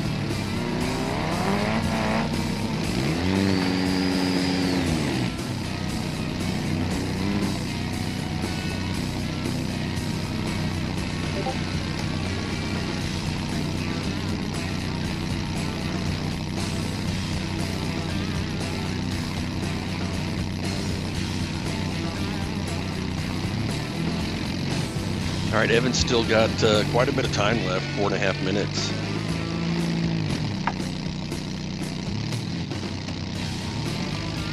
He tries to find a way through this notch here. It is definitely giving him some fits, and it's only going to get rougher the further he goes into this particular course.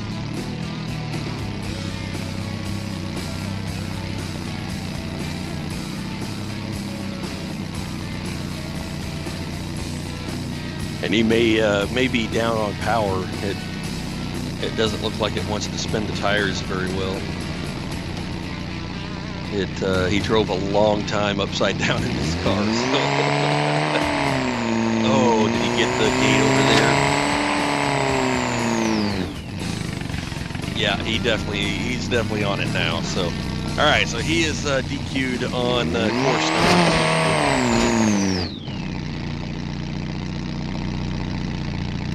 Yep.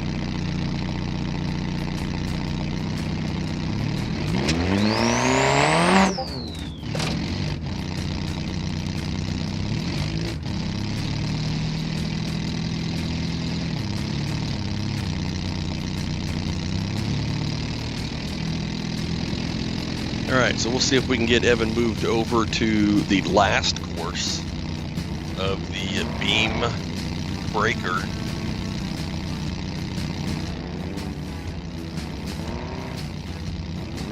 A lot of fun, a lot of cool effort that these guys have put into designing these maps, designing these cars, and replicating the real world in how this works. So very, very cool.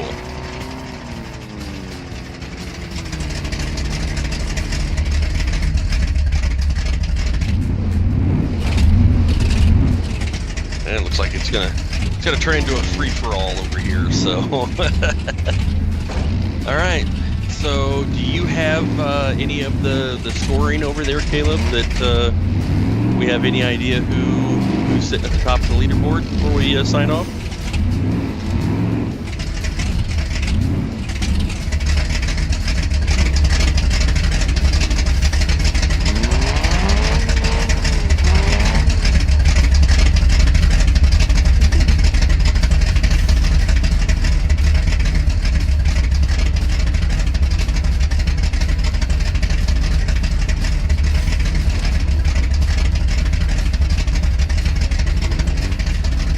So Caleb is working on tallying up the scores. We'll see if we can come through before we jump off of the live here, and maybe give you an unofficial winner, since we didn't get to watch all of the courses at the same time. I know George had a really good run.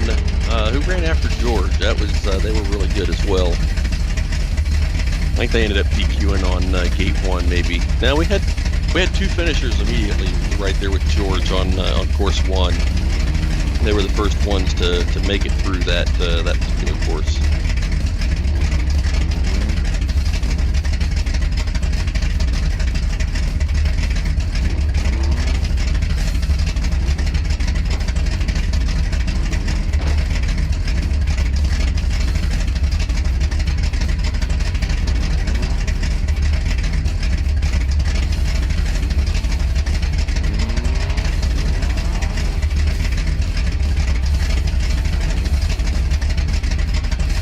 They'll go through and go back and watch the replays and try and make sure that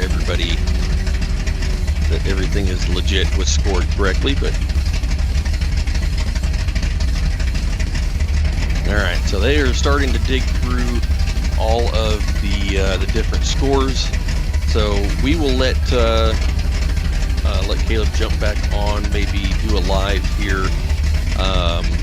In just a little bit once they get through all of the scores. But thanks for jumping on board, even if it was just a few minutes here or there, but to kind of see what BeamNG is all about, and the first ever BeamBreaker put on by Caleb and the Good Maps studio. So a lot of fun sitting here and being able to chat with you guys, Matt and Steve, and thanks for entertaining me as well. So with that, I'm going to go ahead and sign off, but I will let you guys keep an eye on things as they will release the winner here in hopefully very, very soon, next few minutes. So you guys have a good night, and we'll catch you soon.